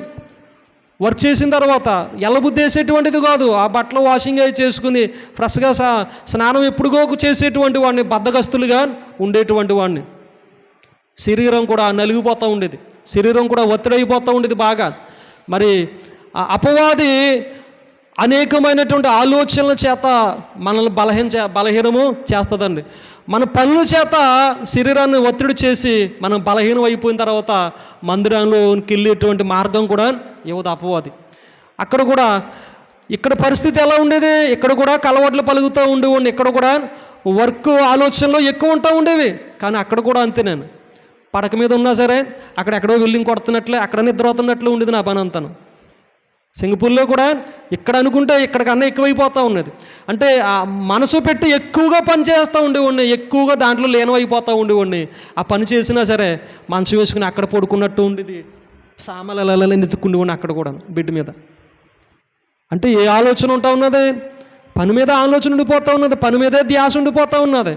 కానీ దేవుడు యొక్క కృపను బట్టి నేను వినండి, దేవుని యొక్క కృపను బట్టి రోజు ప్రార్థన చేసుకునేవాడిని, రోజు 2 వాక్యాలన్నా చదువుకునేవాడిని.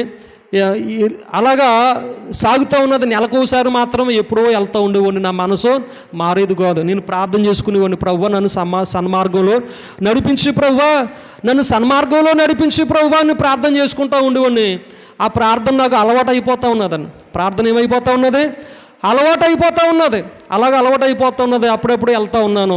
ఓసారి అంటూ ఉన్నాడు ఫ్రెండ్, వినండి, ఓసారి నాకు బైబిల్ ఇచ్చినటువంటి ఫ్రెండ్ అంటూ ఉన్నాడు, పాస్టర్ గారితో మాట్లాడతానంటే ఆ అబ్బాయి ఎలా తెలియచేస్తూ ఉన్నాడు. నాకు బైబిల్ ఇచ్చినటువంటి ఫ్రెండ్ పాస్టర్ గారితో మాట్లాడితే మతం మార్చేస్తారు. పాస్టర్ గారితో మాట్లాడితే మతం మార్చేస్తారు. నువ్వు పాస్టర్ గారితో మాట్లాడొద్దు, మతం మార్చేస్తారు అంటే నేను ఇంకా అప్పటి నుంచి పాస్టర్ గారితో మాట్లాడతాం మానేసానండి. అసలు పాస్టర్ గారి దగ్గరికి వెళ్ళలేదు. ఇంకా అసలు నా పని ఏంటంటే చర్చికి వెళ్ళాలో, చిన్ని ప్రార్థన చేసుకోవాలో, అది అయిపోయిన తర్వాత పైకి వెళ్ళాలో, ఫుల్గా తినేయాలన్న ఆలోచన తప్పగానే ఇంకా పాస్టర్ గారితో మాట్లాడితే కనుక మతం మార్చేస్తారు అన్న ఆలోచన కలిగి ఉండిపోయి ఇంకా అస్సలు మాట్లాడేవాడిని కాదు. ఇంక వాళ్ళు ఎవరితోటి ఇంక పట్టించుకునేటువంటి వాడిని కాదు. వెళ్ళటము, చిన్ని ప్రార్థన చేసుకోవడము, పైకి వెళ్ళిపోవడము, కడుపు నిండా సంతృప్తిగా తినేయడము, కిందకి వచ్చేయడము, ఇంటి రూమ్కి వెళ్ళిపోవడం, అంతే. అలాగా నా జీవితం సాగుతూ ఉండేది. వర్క్ చేసుకుంటూ ఉండేవాడిని. అలాగా లోకంలో ఉండిపోతూ ఉన్నాను, పాప బంధకాల్లో ఉండిపోతూ ఉన్నాను. మరి ఫ్రెండ్స్ ఎలా ఉంటారంటే భయంకరమైనటువంటి స్థితిలో ఉంటారని, చెడు అలవాట్లు, దురలవాట్లు ఇవన్నీ కలిగినటువంటి వారుగా ఉంటారు. అది రూములోనే ఉంటారో, పక్క రూములోనే ఉంటారో. సింగపూర్ అంతా కూడా ఇతర దేశాల్లో అలాగనే జీవిస్తూ ఉంటారు. చాలా భయభక్తులు కలిగినటువంటి వారు చాలా తక్కువ ఉంటారు. 100కి 4-5 ఉంటారేమో అంతే. భయభక్తులు కలిగినటువంటి వారు 100కి 5 ఉంటారు. కతిమ వాళ్ళందరూ కూడా ముందు అలవాటును ఏదో ఒక దురలవాట్లని దురలవాట్లు కలిగి వాటికి బానిసలు అయిపోయినటువంటి వారుగానే ఉంటారు తప్పగానే మంచి అలవాట్లు ఉన్నటువంటి వారు 4-5 మాత్రమే ఉంటారు 100కి. అయితే నేను కూడా ప్రారంభంలో ఉంటా ఉన్నాను, లోకంలో వెళ్ళిపోయేటువంటి ఆలోచనలో ఉంటా ఉన్నాను. నేను కూడా అటువంటి ఆలోచనలో చిక్కపడిపోవడానికి రెడీగా ఉంటా ఉన్నాను. నేను సింగపూర్ నుంచి 2.5 సంవత్సరాలకి ఇండియాకి వచ్చాను. నేను ఎన్ని సంవత్సరాలకి? 2.5 సంవత్సరాలకి నేను ఇండియాకి వచ్చాను. ఇంటికి వచ్చిన తర్వాత ఇక్కడ మన వెనకాల ఆనీ గారు అక్కడ గొయ్యి ఉంటే చర్చి కడదారని గొయ్యి అంతా కూడా కప్పించాడు. లేవులుగాను కప్పిస్తూ ఉన్నాడనమాట. నేను లీవ్లో వచ్చాను కదా ఇంటికి. వెనకాల ఏదో పని చేస్తూ ఉన్నారో, మరి ఖాళీగా ఉన్నాను, ఎటు వెళ్ళాలో నాకు ఏం తోచట్లేదు కదా. నేను అక్కడ ఏదో టాటర్లు అయ్యి ఉన్నాయి, జనం ఉంటా ఉన్నారని అలాగే వెళ్ళిన తర్వాత అక్కసేపు కూర్చొని మాట్లాడిన తర్వాత వచ్చేసి ముందు అంటూ ఉన్నాడు ఆనీ గారు, ఆ పాస్టర్ గారు, మీరు యవనస్తులు కదా, చర్చి కడతా ఉన్నాం, ఇక్కడ చర్చికి సహకరించాలి మీరు అంటూ ఉన్నాడు ఆయన. మీరు యవనస్తులు కదా, చర్చికి సహకరించాలో అని నన్ను అన్నదప్పుడు సరే అని నువ్వేనండి. అక్కడి నుంచి వచ్చేసిన తర్వాత ఈడేంటి నన్ను అడుగుతాడు, ఊళ్ళో ఎంతమంది ఉండగా ఈడేంటి నన్ను అడుగుతున్నాడు, నన్ను అడుగుతున్నాడు అంటే చర్చి కట్టడానికి సహకరించమని అని మనసులో అనుకున్నానండి. నేను అలాగే అనుకుంటా ఉన్నాను. కానీ అది ఆటంకం ఏర్పరచబడి అది ఆగిపోయింది. ఈ లోగలో దేవుడు నన్ను అక్కడ ఇంకా నా పాపాలు ఇంకా సంపూర్ణం కాలేదు. ఇంకా నా పాపం సంపూర్ణం చేయబడలేదు. ఇంకా లోకంలోనే నేను గడుపుతూ ఉన్నాను, తాగుతూ ఉన్నాను, చూడకుండా చూస్తూ ఉన్నాను, వెళ్ళకూడని చోటకి వెళుతూ ఉన్నాను. అటువంటి పరిస్థితిలో నేను బ్రతుకుతూ ఉన్నాను. అటువంటి పరిస్థితుల్లో బ్రతుకుతూ ఉన్నప్పుడు నాలో ఎక్కడ మార్పు కనపడతలేదు. చర్చికి నెలకొకసారి వెళ్తూ ఉన్నాను, ప్రార్థన చేసుకుంటూ ఉన్నాను. 10 నిమిషాలు నేను చర్చిలో గడిపేది, ప్రార్థన చేసుకుంటా ఉన్నాను. కానీ నా జీవితం ఎక్కడ కూడా మారట్లేదు. చాలా ఆందోళన చెందుతూ ఉన్నాను, చాలా చింతిస్తూ ఉన్నాను, ఎలాగ ఇడిపించబడతాం, ఎలాగ మార్పు చెందుతామని. కానీ ఎక్కడ కూడా బయటపడట్లేదు. మొదటిసారిగా చనిపోయేటువంటి పరిస్థితిలో నేను వెళ్ళవలసి వచ్చింది నాకు తెలియకుండా.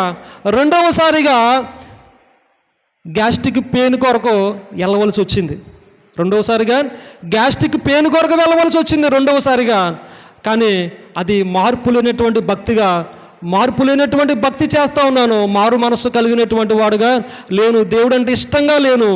ఏదో అందరిలోని ఒక దేవుడు ఉన్నాడనుకునే తప్పగాని, అందరితో పాటు యేసుప్రభు ఉన్నాడనుకున్నాను తప్పగాని, ఆయన సృష్టికర్తని, ఆయన మన కొరకు ఈ లోకానికి వచ్చాడు, నా కొరకు ఈ లోకానికి వచ్చాడు, మానవులందరి కొరకు ఈ లోకానికి వచ్చాడన్న సత్యాన్ని నాకు అపవాది తెలియపరచనివ్వలేదని. ఎందుకు తెలియపరచనివ్వలేదు?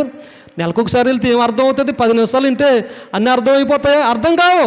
నెలకొక్కసారి వెళ్తూ ఉంటే ఏం అర్థం కాదు. 10 నిమిషాలు ఉంటే ఏమీ అర్థం కాదు. సంఘంతో సహవాసంతో లేకపోయినా, సంఘంలో నాటబడిన మనకేమీ కూడా తెలియదు. లోక సంబంధాలుగానే బ్రతుకుతాం, లోక సంబంధంగానే జీవిస్తాం. అటువంటి జీవితం అయిపోతూ ఉన్నది నాది. పరిస్థితులు నా మీద నాకే అసహ్యం కలుగుతూ ఉన్నది, నా బ్రతుకు మీద నాకే అసహ్యం కలుగుతూ ఉన్నది. అప్పుడు ఇక్కడ మా అమ్మకి కొంత బలహీనత ఉంటా ఉన్నది, బ్యాక్ పెయిన్, డబ్బులు ఎక్కువ ఖర్చు అయిపోతూ ఉండే, హాస్పిటల్కి వెళ్తూ ఉండేది. హాస్పిటల్కి వెళ్తూ ఉండేది. నేను అంటూ ఉండేవాడిని ఫోన్ చేసి, డబ్బులన్నీ ఏమైపోతున్నాయమ్మా అని అడుగుతూ ఉండేవాడిని.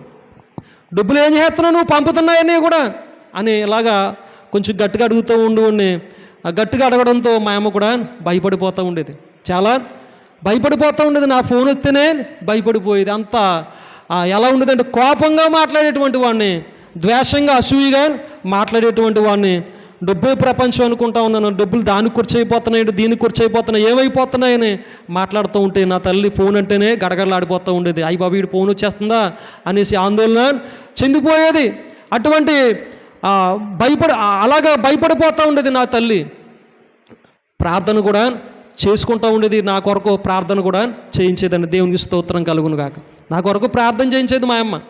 అలాగా మా అమ్మ ప్రార్థన చేయించేది. అయినా సరే నేను ఇంకా లోకంలోనే అలాగనే జీవిస్తూ ఉన్నాను, అలా లోకంలోనే సాగుతూ ఉన్నాను. నా మీద నాకే ఆశయం వచ్చింది. మళ్ళీ నేను రెండవసారిగా ఇంటికి వచ్చిన తర్వాత అప్పుడు 20 రోజులు అన్నాలో లీవ్లో వచ్చినమాట. వచ్చిన తర్వాత ఇంకా 20 రోజులు అయిపోతూ ఉన్నదే. ఇంక వెళ్ళిపోయే ముందు ఈసారి ఇంకా వెళ్ళి కానీ మళ్ళీ ఇంకా ఇప్పుడు వెళ్ళి కానీ మళ్ళీ ఇంకా రావడానికి వెళ్ళడం ఇంకా ఉండొద్దు అసలు. ఇంకా ఈసారికి మాత్రం వెళ్ళి వచ్చేది కానీ ఇంకా నువ్వు విరమించుకో, ఇంకా పని పెళ్లి చేసుకుంది కానీ అని అంటా ఉన్నారు. సరే అన్నట్లుగా నేను చెప్పేసానండి. వెళ్ళిన తర్వాత నాలో ఒక భయం వచ్చేసిందండి. వచ్చింది. ఇదేంటి, నేను లోకంలోనే ఉంటా ఉన్నాను, నేను ఇంకా చెడుగానే బ్రతుకుతూ ఉన్నాను, పెళ్ళి అంటూ ఉన్నారు, నా బ్రతుకు మారట్లేదు, రేపొద్దున ఏంటి భవిష్యత్తు అని నాలో ఒక ఆందోళన వచ్చేసింది. ఇంకా భయం వచ్చేస్తూ ఉన్నది. ఏంటి నా బ్రతుకు, రేపొద్దున వివాహం అవుతే ఏంటి నా బ్రతుకు, ఎలాగ నేను జీవించేది, ఇంకా మా తాతలాగా అయిపోతానేమో. మా తాత త్రాగేసి పడిపోతూ ఉండేవాడు రోడ్ల మీద, నేనే తీసుకొస్తూ ఉండేవాడిని ఇంటికి. మామూలుగా ఉండేది కాదు, ఇంక ఇంట్లోనే రభస కింద ఉంటే ఉండేది. మా తాత ఇంక గొడవ పడుతూ ఉండేవాడు. అయ్యో మా తాత ఇలాగ డ్యాన్స్ కడుతూ ఉండేవాడు, రేపు పొద్దున్న నా బ్రతుకు కూడా అలాగ అయిపోతుందేమో. నాకు భయం వచ్చేసింది, మార్పు చెందకపోతే. ఏంటి, ఒకప్పుడు నేను సింగపూర్ వచ్చినప్పుడు ఎలా ఉన్నాను, ఇప్పుడు నా బ్రతుకు ఎలా ఉంటా ఉన్నది, నా బ్రతుకు హీనం అయిపోతూ ఉన్నది, ఏంటి నా పరిస్థితి అని నేను ఆలోచన చేస్తూ ఉన్నాను. ఏమాత్రం అన్నా సరే నాకు జవాబు దొరకట్లేదు. ఆ బుక్ చదువుతున్నాను, ఈ బుక్ చదువుతూ ఉన్నాను, గాంధీ గారి సూక్తులు చదువుతూ ఉన్నాను, వివేకానందుడు చదువుతూ ఉన్నాను, ఆ పుస్తకాలు తిరిగేస్తున్నాను, ఈ పుస్తకాలు తిరిగేస్తున్నాను, ఎక్కడా సరే మార్పు రావట్లేదు. అప్పుడప్పుడు బైబిల్ తిరిగేస్తున్నాను, ఏమీ కూడా ఉపయోగం ఉండట్లేదు. అప్పుడప్పుడు తిరిగేస్తూ ఉన్నాను, అది ఉపయోగకరంగా నా జీవితానికి లేకుండా ఉంటాను. అది అన్నీ తిరిగేసి ఏవోదో ఒక వచనం 2 వచనాలు చదివితే ఏమన్నా అర్థం ఉంటుందా బైబిల్? ఏం అర్థం ఏముండదు అసలు. అలాగా ముందుకు సాగుతూ ఉన్నాను. అన్ని ప్రయత్నం చేశాను, వారాలు చూసాను, నెలలు చూసాను, సంవత్సరాలు అన్నట్లుగా చూస్తూ ఉన్నాను, జనవరి పోస్టులు చూస్తూ ఉన్నాను, ఇవన్నీ చూస్తూ ఉన్నాను. కానీ ఎక్కడ నా బ్రతుకులు ఎక్కడ మార్పు అన్నదే కనపడట్లేదు. అప్పుడు మా అమ్మ, నేను పుట్టిన డేటు అంబోజీపేట హాస్పిటల్లో నేను జన్మించాను అమ్మకే. అయితే అక్కడ పుట్టిన డేటు కరెక్ట్గా ఉన్నది. అయితే ముందు రాసినటువంటి డేటు రాంగ్ ఉంటా ఉన్నది. ఎప్పుడు నేను పుట్టినరోజు చేసుకోలేదు. ఇలాగా వివాహం చెయ్యాలో జాతకాల కొరకు, నక్షత్రాల కొరకు అన్నట్లుగా అమ్మ అది తెచ్చిందన్నమాట. పుట్టిన డేటు తెచ్చి నాకు ఫోన్లో చెప్తా ఉన్నది, పలానా తారీఖు నీ పుట్టినరోజు అని ఫోన్లో చెప్తే, ఆ పుట్టినరోజుని బట్టి నేను అనుకుంటా ఉన్నాను, సరే ఎప్పుడు పుట్టినరోజు చేసుకోలేదు కదా, కనీసం ఈసారి చేసుకుందారో, ఇంకా 2 నెలలు సమయం ఉంటా ఉన్నది, పుట్టినరోజు చేసుకుని మనం అప్పటి నుంచి జీవితాన్ని కొత్తగా ప్రారంభించుకుందారో, కొత్తగా మార్పు చేసుకుందారో అని అనుకుంటా ఉన్నానని. అలాగే అనుకుంటా ఉన్నాను. మళ్ళీ ఆలోచన వచ్చింది, ఇప్పుడు నుంచి మారకుండా అప్పుడేం మారుతాం అసలు, ఇప్పుడు నుంచి మారకుండా అప్పుడు మారిపోతామేంటి ఒకసారేనే, మారిపోలేం. కాబట్టి ముందు నుంచి ప్రాక్టీస్ చేయాలి, ముందు నుంచి అలవాటు చేసుకోవాలి, చెడుగా ఆలోచించకూడదు, బూతు మాటలు మాట్లాడకూడదు, ఆ ఫ్రెండ్స్తో ఎక్కడికి సరే వెళ్ళకూడదు, బీరు తాగకూడదు అన్న ఆలోచనలు కలిగి ఉంటా ఉన్నాను అనమాట. అలాంటి ఆలోచనలు కలిగి ఉండి చాలా పట్టుదలగా ప్రయత్నం చేస్తూ ఉన్నాను. ఓ 10 రోజులు ఉంటా ఉన్నాను, 20 రోజులు టైం ఉంది కదా పుట్టినరోజుకి, 10 రోజులు ఉంటా ఉన్నాను. మళ్ళీ ఆలోచనలు ఏమైపోతున్నాయి, మళ్ళీ మొదలుకు వచ్చేస్తూ ఉన్నాయి, మళ్ళీ వారం ఉంటా ఉన్నాను, మళ్ళీ మొదలుకు వచ్చేస్తూ ఉన్నాయి. అలాగా జరుగుతూ ఉన్నాయి. మొత్తం మీద 2 నెలలు అయిపోయిందండి. మొత్తం మీద 2 నెలలు కూడా అయిపోయింది, పుట్టినరోజు దగ్గరకు వచ్చేసింది.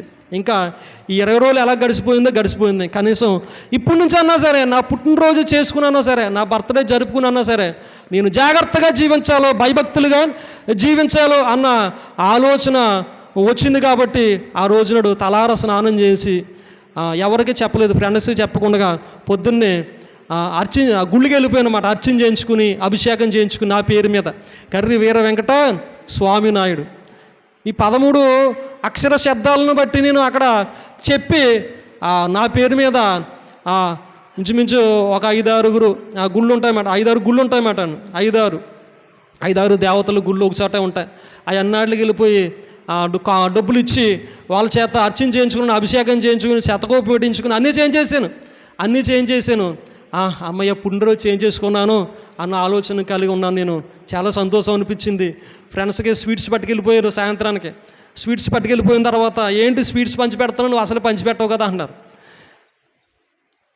ఏంటి చెప్పు అంటుంటే నేనేం మాట్లాడతలేదు. ఎలా నీ పుట్టినరోజా, నీ బర్త్డే అంటే అవును నా పుట్టినరోజు అన్నారు. రాయితే కిందకే పార్టీ మాకు అంటా ఉన్నారు. పార్టీ లేదు, ఏమి లేదు, కావాలితే మీరు చేసుకోండి అని చెప్పాను. అయితే డబ్బులు ఇవి, మాకు డాలర్లు ఇవి అంటా ఉన్నారు. డాలర్లు ఇచ్చేదే ఉండదు, మీరు వెళ్ళి తాగొత్తే తాగిరంటే నాకు సంబంధం లేదు, నేను ఎంత మాత్రం $1 కూడా ఇవ్వను అని చెప్పానండి వాళ్ళకి. అలా చెప్పినా సరే వాళ్ళు బ్రతిమలాడేస్తూ ఉన్నారు. నేను మాత్రం రాను అసలు, మీరు వెళ్తే తాగితే తాగండి, నేను మాత్రం రాను అసలు, కిందకి దిగనని అలాగ నుండిపోయాను. కానీ ఆ రోజు నైట్ నుంచి కూడా కీలు నొప్పులు స్టార్ట్ అయిపోయినాయి. మళ్ళీ నాకు కీలు నొప్పులు స్టార్ట్ అయిపోయినాయి. సరిగ్గా మోసం చేయట్లేదు మళ్ళీ అటువంటి పరిస్థితి మాట. అయితే ముందు వచ్చిన గ్యాస్ట్రిక్ ట్యాబ్లెట్లు అన్నీ కూడా ఎక్స్పైర్ అయిపోయినాయి, పాడేసినాను. ఎప్పుడు కూడా మళ్ళీ గ్యాస్ట్రిక్ నొప్పి అన్నదే రాలేదు. మళ్ళీ ఏమొచ్చిందంటే మళ్ళీ ఈ కీలు నొప్పులు అన్నవే స్టార్ట్ అవినమాట. కీలు నొప్పులు అన్నవే స్టార్ట్ అవినాయి. ఆ రోజు సాయంత్రం నుంచి కూడా స్టార్ట్ అవినాయి కీలు నొప్పులు. అప్పటి నుంచి కూడా మళ్ళీ శరీరం బలహీనం అయిపోతూ ఉన్నది, బక్కగా అయిపోతూ ఉన్నాను. మోసం అన్న సరిగ్గా వెళ్ళట్లేదు, వేడెక్కువైపోతుందో శరీరంలో అనుకుంటా ఉన్నాను. కానీ నన్ను సృష్టించినటువంటి సృష్టికర్త ఎవరు నాకు అర్థం కావట్లేదు, నేను విశ్వసించింది ఎవరో నాకు అర్థం కావట్లేదు. ఓ పక్క నుంచి ఏమో శరీరం బలహీనం అయిపోయింది, ఓ పక్క నుండి ఏమో ఆలోచనలు కూడా బలహీనం అయిపోయి నా హృదయంలో సాతాను కొన్ని చెడు ఆలోచనలు మళ్ళీ పుట్టిస్తూ ఉన్నాడు. మళ్ళీ చెడు ఆలోచనలు పుట్టిస్తూ ఉన్నాడు. మళ్ళీ నా మీదకి ఈ చీకటి ప్రభావం మళ్ళీ నా మీదకి రాగలుగుతూ ఉన్నది. మళ్ళీని నేను ఎంతగా పట్టుదల చేసి, నేను ఎంతగా పట్టుదల కలిగి ఆపాలనుకుంటా ఉన్నాను, కానీ ఎక్కడా కూడా ఆపలేకపోతా ఉన్నాను అన్నమాట. కనీసం పుట్టినరోజు అన్న పేరు చెప్పి, నా పేరు చెప్పి అర్చన చేయించుకుని అభిషేకం చేయించుకున్నా సరే పోతాయి అనుకుంటే మళ్ళీ వచ్చేస్తూ ఉన్నాయి. మళ్ళీ వచ్చేస్తూ ఉన్నాయి. మనిషిని అంటే నువ్వు రావద్దు అని చెప్పొచ్చు మనం, కానీ లోన ఉన్నటువంటి ఆలోచనలు ఎవరు బంధించగలుగుతారు? మనుషులు అయితే రావద్దని చెప్పగలుగుతాం, వస్తువులకైతే దూరంగా ఉండగలుగుతాం. కానీ ఈ లోన సాతానుడు మనిషిని బలహీనం చేసుకుని ఏం చేస్తూ ఉంటాడంటే ఈ లోకంలో ఆశలు కొన్ని అలవాటు చేసి మళ్ళీ వాటిని ప్రేరేపించగలుగుతూ ఉంటాడు. అవి ఎవరి తరం కూడా కాదు, కానీ ఒక్క యేసుక్రీస్తు ప్రభు తరం మాత్రం. దేవునికి స్తోత్రం కలుగును గాక.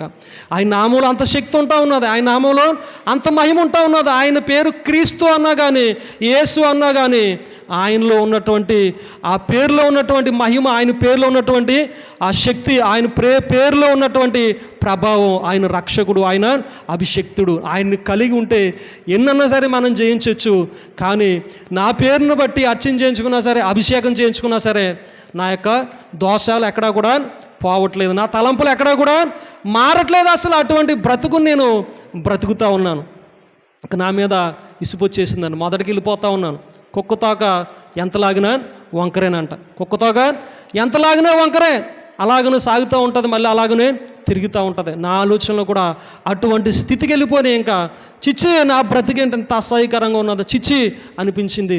నన్ను పుట్టించిన వాడే నన్ను మార్చాలి, ఇంకా నా వల్ల కాదు అన్నాక అడగొచ్చానని. నా వల్ల ఇంకా కాదు, నా బ్రతుకు మార్చుకోవటము నా వల్ల కాదు, నన్ను పుట్టించిన వాడే నా బ్రతుకు మార్చగలిగేటువంటి వాడు అని ఎవరా నేను ఆలోచన చేస్తూ ఉన్నాను. అలాగా ఆందోళన చెందుతూ ఉన్నాను, చాలా తబ్బిబ్బులు పడిపోతూ ఉన్నాను. ఇంకా ఒకానొక సమయంలో నేను చూస్తూ ఉన్నప్పుడు ఫ్రెండ్ వచ్చి నా దగ్గరికి వచ్చి చర్చికి వెళ్దారా అన్నాడు. ఎక్కడంటే బెల్లంపూడి అని నా కుర్రాడు.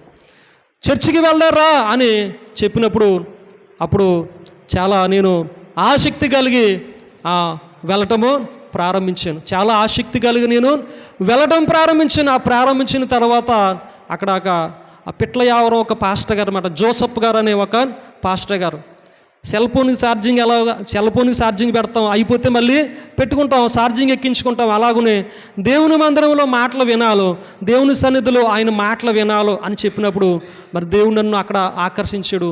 అక్కడ ఆకర్షించిన తర్వాత మరుసటి రోజు కూడా మళ్ళీ నేను ఆదివారం అయితే చర్చికి వెళ్ళాను. చర్చికి వెళ్ళిన తర్వాత అక్కడ దేవుడు నాకు ఒక హెచ్చరిక బలంగా చేసాడని. ఫలింపలేని ప్రతి చెట్టు కూడా నరికివేసి అగ్నిలో వేయబడుతుంది అని దేవుడు హెచ్చరిక చేసిన తర్వాత అప్పుడు నాలో భయం స్టార్ట్ అయింది. దేవుడు అప్పటి నుంచి కూడా నేను ఆసక్తిగా వాక్యము చదువుతూ ఉన్నాను. అంతకుముందు చదివిందంతా కూడా ఏదో అలా చదువుతూ వచ్చాను, కానీ అప్పటి నుంచి ఆసక్తి కలిగి వాక్యం చదువుతూ ఉన్నాను. పాస్టర్ గారు చెప్పినటువంటి అధ్యాయులు ఎక్కడో నాకు అర్థం కావట్లేదు, ఎక్కడెక్కడ తీయమంటా ఉన్నా నాకు అర్థం కావట్లేదని నేను ఆది కాండం నుండి ప్రకటన గ్రంథం వరకు కూడా బట్టి పట్టేశాను. చూడకుండా బట్టి పట్టేసాను. 66 పుస్తకాలు కూడా బట్టి పట్టేసి ఆ వర్క్లోనే నేను అందరికీ అక్కడ కూడా ఒక స్థితి వచ్చింది నాకు. నా దగ్గర ఒక 10 మంది వెల్డింగ్ చేసేటువంటి వర్కర్లు నాకు అప్పచెప్పాడు చైనా సూపర్వైజర్. వాళ్ళందరికీ కూడా వర్క్ నీవే అప్పచెప్పు, వాళ్ళు ఎంత చేస్తూ ఉన్నారు నీవే రాసుకుని ఆ క్వాంటిటీ అంతా కూడా మాకు అప్పగించు అని ఆ చైనా సూపర్వైజర్ నాకు ఆ బాధ్యత అప్పగించాడు. అందరికీ పని అప్పచెప్పేసి ఆ వర్క్ ఇచ్చేసి నేను ఒక చోట ట్యాంకులో నేను రెడీ చేసుకుంటా ఉన్నాను అనమాట, నేను కూడా వర్క్ చేసుకోవడానికి. అప్పుడు ఆదికాండం, నిర్గమకాండం, లేవికాండం, సంఖ్యాకాండం అని వినండి, లేవికాండం, సంఖ్యాకాండం అని నేను చదువుకుంటా ఉన్నాను మనసులో అలా చదువుకుంటా ఉన్నప్పుడు అప్పుడు దాకా నా హృదయం వేదనతో ఉంటా ఉన్నది, బాధకరంగా ఉంటా ఉన్నది, బరువుగా ఉంటా ఉన్నది. ఎప్పుడైతే ఆదికాండం, నిర్గమకాండం, లేవికాండం, సంఖ్యాకాండం అని నేను చదువుతూ ఉన్నాను, గ్రంథాలు చదువుతూ ఉన్నాను, అప్పుడు పరిశుద్ధాత్మదేవుడు నాలోనికి వచ్చి, నా కుమారుడా నువ్వు యెరూషలేము వెళ్ళి నా గుడి కట్టమంటా ఉన్నాడు. నా కుమారుడా నువ్వు యెరూషలేము వెళ్ళి నా గుడి కట్టమని రెండోసారి అంటా ఉన్నాడు. అప్పుడు ఆ స్వరం నాకు వినపడతా ఉన్నది, నా కన్నీళ్ళేమో అలా దార కింద కారిపోతూ ఉన్నాయి. నేనెంతటి వాడిని ప్రభు అంటా ఉన్నాను రెండోసారి. నా కుమారుడు నువ్వు యెరూషలేము వెళ్ళి నా గుడి కట్టమని మూడవసారి అన్నప్పుడు నాకు సంతోషం వచ్చింది. నా కళ్ళంపడ నీళ్ళు ఆగిపోయింది. అప్పుడు వరకు కూడా రాతిలో ఉన్నటువంటి నా హృదయము మెత్తగా మారిపోయింది, బరువుగా ఉన్నటువంటి నా హృదయము, చీకటిగా ఉన్నటువంటి నా హృదయము అప్పుడు ఎప్పుడైతే పరిశుద్ధాత్మ దేవుడు వచ్చాడో అప్పుడు తేలిగైపోతూ ఉన్నది, అప్పుడు ఆనందకరంగా ఉంటా ఉన్నది. మన హృదయాలను మార్చగలిగేటువంటి వాడు యేసుక్రీస్తు ప్రభు అండి. ఎవరండి? యేసుక్రీస్తు ప్రభు మన హృదయాలు మార్చగలిగేటువంటి వాడు. నేను 6 సంవత్సరాలు అలాగే ప్రార్థన చేశాను, నెలకొకసారి మాత్రమే వెళ్తూ ఉండేటువంటి వాడిని. లోకంలో బ్రతుకుతూ ఉన్నాను, కానీ నా జీవితము మార్పు చెందలేదు. కానీ నన్ను మొదటిగా చర్చికి నడిపించినప్పుడు మరణ ఛాయల్లో మరణించవలసినటువంటి నేను చర్చికి నడిపించినప్పుడు మాత్రం వెళ్ళలేదు. 13వ సంవత్సరంలో దేవుడితో కనెక్టింగ్ అవ్వలేదు. రెండోసారి గ్యాస్ట్రిక్ నొప్పి వచ్చినప్పుడు కూడా కనెక్టింగ్ అవ్వలేదు. గ్యాస్ట్రిక్ నొప్పి వచ్చినప్పుడు కూడా కనెక్టింగ్ అవ్వలేదు దేవునితో. కానీ ఇంకా పాపము ఎక్కువైన తర్వాత, పాపము చేదైన తర్వాత, నా బ్రతుకు మీద నాకు అసహ్యకరము కలిగినప్పుడు నన్ను మార్చవలసింది దేవుడే అని ఆయన మీద ఆధారపడినప్పుడు నేను చేయవలసిన ప్రయత్నాలన్నీ చేశాను, కానీ నన్ను మార్చవలసింది ఇంకా దేవుడే అని నేను ఆయనకు అప్పగించుకున్న తర్వాత, ఆయన నాలోనికి వచ్చిన తర్వాత నా హృదయంలో భారం అంతా కూడా తొలగిపోయింది. అలాగనే నా చేతికి వచ్చినటువంటి కీళ్ళు, బలహీనతలు కూడా ఇవన్నీ కూడా ఆయన మాట్లాడిన తర్వాత అవన్నీ కూడా కట్టివేయబడ్డాయి. దేవునికి స్తోత్రం కలుగును గాక. ఎంత గొప్ప దేవుడని అంటే మన ఆలోచనలు వేరేగా ఉంటాయి, కానీ దేవుడి ఆలోచనలో వేరేగా ఉంటాం. మనం ఆయనకి ఎప్పుడైతే అప్పగించుకున్నామో ఆయన సహాయం మనకి లభించగలుగుతూ ఉంటుంది. ఏదో వెళ్తున్నాను అంటే కనుక అవదో, నేర్చుకోవాలి, ఆ విశ్వాసంలో బలపడాలి. ఎప్పుడో లేటుకి వెళ్తూ ఉండేవాడిని, ఎప్పుడో లాస్ట్లో అప్పుడే వెళ్తూ ఉండేవాడిని, కానీ నా బ్రతికి ఏమన్నా మారిందా? మార్పు చెందలేదు. అప్పుడు అనుకుంటా ఉన్నాను, నేను ముందు నుంచి వెళ్తే ఎంత బాగుండేది. అంటే దేవుడు అవకాశం ఇచ్చాడు, కానీ మనమే దుర్వినియోగపరుచుకుంటూ ఉంటాం. ఆయన మన ఎడల దీర్ఘశాంతము కలిగి ఉన్నాడు అంటాడు దేవుడు. మన ఎడల దీర్ఘశాంతం కలిగి ఉన్నాడంట. మనం మార్పు నొందుతావేమో అని దీర్ఘశాంతం కలిగి ఉంటా ఉన్నాడు. ఆయన దీర్ఘశాంతాన్ని మనం తృణీకరించి మన ఇష్టానుసారమైనటువంటి జీవితాన్ని మనం జీవిస్తూ ఉంటాం. కానీ అది దేవునికి నచ్చనటువంటిది. దేవుడు హృదయంలో మాట్లాడటమే కాదు, కానీ మోకరించి ప్రార్థన చేసిన తర్వాత ఏదో ఒకటి దడేళ్ళు వచ్చి నా నెత్తి మీద పడిపోయిన తర్వాత మోకరించి ప్రార్థన చేసినటువంటి సమయంలో నాకు ఇంకా భయం వేసిందని. ఎలా పడిపోయింది, ఏదో కూడా వచ్చి పడిపోయింది. అది శబ్దంతో వచ్చి పడిపోయింది. నా తలలో నుండి అరికాళ్ళకు వరకు కూడా అది దిగుతున్నట్లుగా నాకు కనపడింది. కనపడతాం అంటే స్పర్శలో నాకు అర్థమవుతూ ఉన్నది.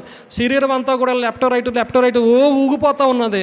నాకు భయం వేసి ఇంకా బెడ్ మీద ఉండి దుప్పటి కూడా కప్పెట్టేసి అనమాట. అది చాలా ఆందోళన చెందే, నేను చాలా భయపడ్డాను. తరువాత అది ఎవరితోటి కూడా చెప్పలేదు. మళ్ళీ రెండవసారిగా ప్రార్థన చేసుకున్నప్పుడు మోకరించి ప్రార్థన చేసుకున్నప్పుడు తెలియకుండానే వెనక్కి పడిపోయాను.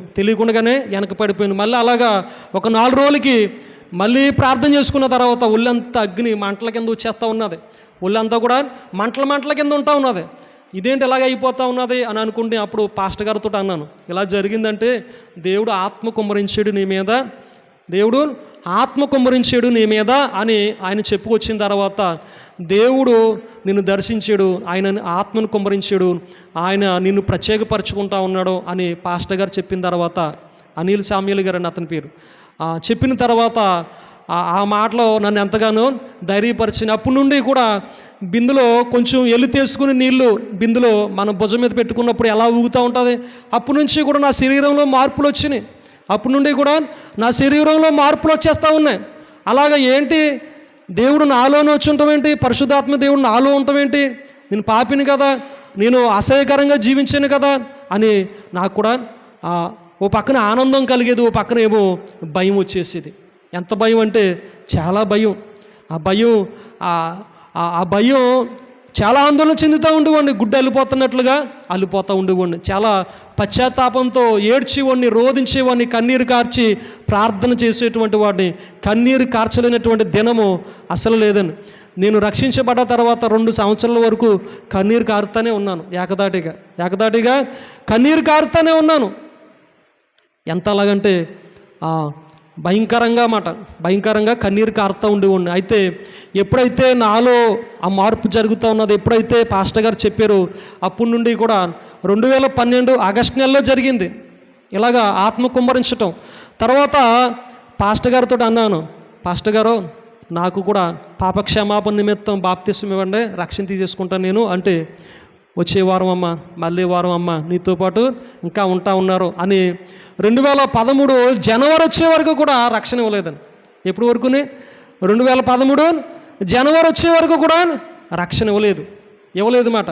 అప్పుడు వరకు నేను రోదింతానే ఉన్నాను. పాస్టర్ గారు ఏంటి ఇవాళ అంటా ఉన్నాడు, రేపు అంటా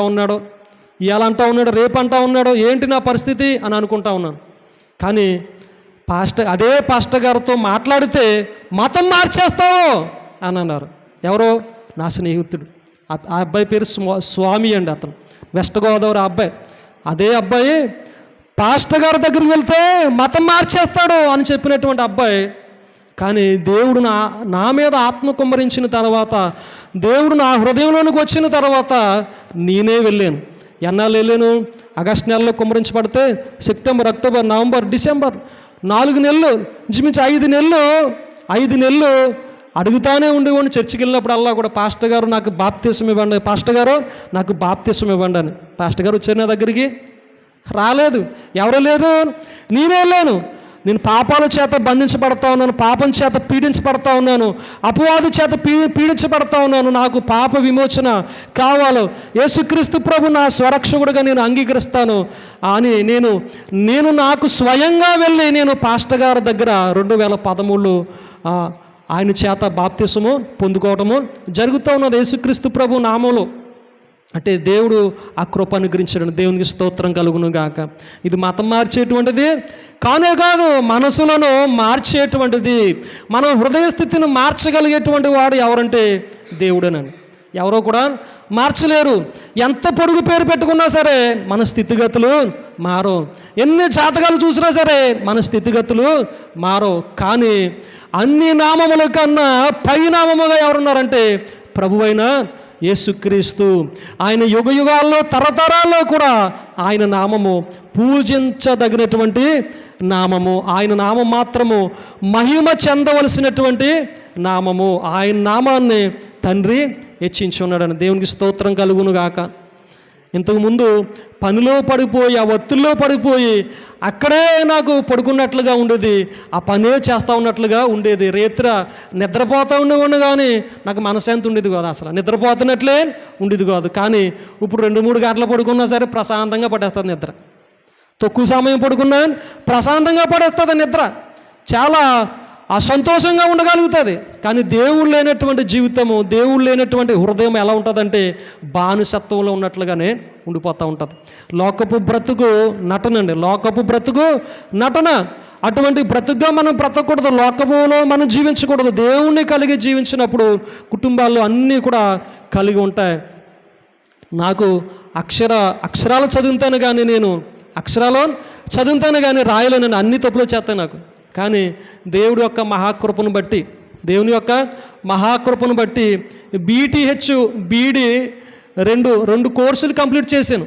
2 కోర్సులు కంప్లీట్ చేశాను. ఎలాగా సెల్లో టైప్ చేసుకుని వాయిస్ ఓవర్ ఇచ్చి వాయిస్ ఓవర్తో మాట్లాడినప్పుడు అందులో టైప్ అయిపోతాయి అక్షరాలు. ఆ అక్షరాలన్నీ కూడా మళ్ళీ నేను BTH BD కూడా రాశాను కదా, దాంట్లోనే ఆ కోర్సు మాట బైబిల్కి సంబంధించినటువంటి కోర్సు రాసి ఆ 2 కూడా పాస్ అవ్వాను. దేవుడు ఆ కృప నాకు అనుగ్రహించాడు. నాకు అసలు చదవడమే కానీ రాయడం అన్నదే అస్సలు రాదు. కానీ ఏమీ తెలియనటువంటి నన్ను దేవుడు తన మాటలు చెప్పడానికి ఎన్నుకుంటా ఉన్నాడు. ధర్మం తెలియనటువంటి నాకు ఈ సృష్టిలో మనుషుల విధానం ఏంటి, జీవితం యొక్క విధానం ఏంటి, ఇవన్నీ కూడా అసలు ఏమీ తెలియవు. అసలు నా వెల్డింగ్ పనే తప్ప ఇంకేం తెలియదు, నాకు ఏమీ కూడా తెలియదు. లోకంలో బ్రతకడం కానీ నాకు ఇంకేమీ తెలియదు. కానీ దేవుడు అన్నీ తెలియటట్లు చేసాడు మాట. దేవుడి మీద ఆధారపడితే సంపూర్ణంగా ఆధారపడినప్పుడు ఆయన ఏంటో అర్థం చేసేటువంటి వాడు, ఆయన ఏంటో తెలియపరిచేటువంటి వాడు. ఇప్పుడు నేను ఆయన కలిగి ఉంటా ఉన్నాను, ఆయన ఎవరో ఎరిగి ఉన్నటువంటి వాడుగా ఉంటా ఉన్నాను. ఒక దేవుడు అంటే భయపడతాను, కానీ ఇంక ఏదన్నా సరే భయపడిన, అసలు పాపానికి భయపడిన, దేవుడు అంటే భయపడతాను. దేవుడు అంటే భయపడినప్పుడు పాపము దూరంగా పోతుందని ఏమవుతుంది? పాపం దూరంగా పోతుంది. పాపం మన దరిదరుపులోనికి రాదు. అసలు దేవుడికి భయపడలేదు అనుకోండి, పాపం మన దగ్గరికి వచ్చి కూర్చుంటూ ఉంటుంది. నేను ఒంటరిగా పడుకోవాలంటే నాకు భయం, అండి. మొన్న అక్కడ మీటింగ్ జరిగిన తర్వాత మా అమ్మ ఏమో అమ్మమ్మ గారి ఇంటి దగ్గర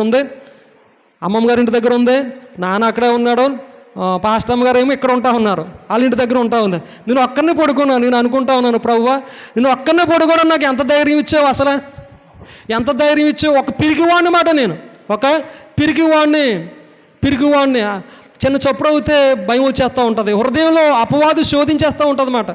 చదువుకోవాలన్నా భయము, ఎక్కడికన్నా వెళ్ళాలన్నా భయము, ఒంటరిగా ఉండాలన్నా భయము, నలుగురితో ఉండాలన్నా భయమే, అన్నీ భయమే. చీకట్లోనే వెళ్ళాలన్నా భయమే, అన్నీ భయాలే. కానీ దేవుడికి భయపడ్డాను, దేవుడి మీద ఆధారపడ్డాను.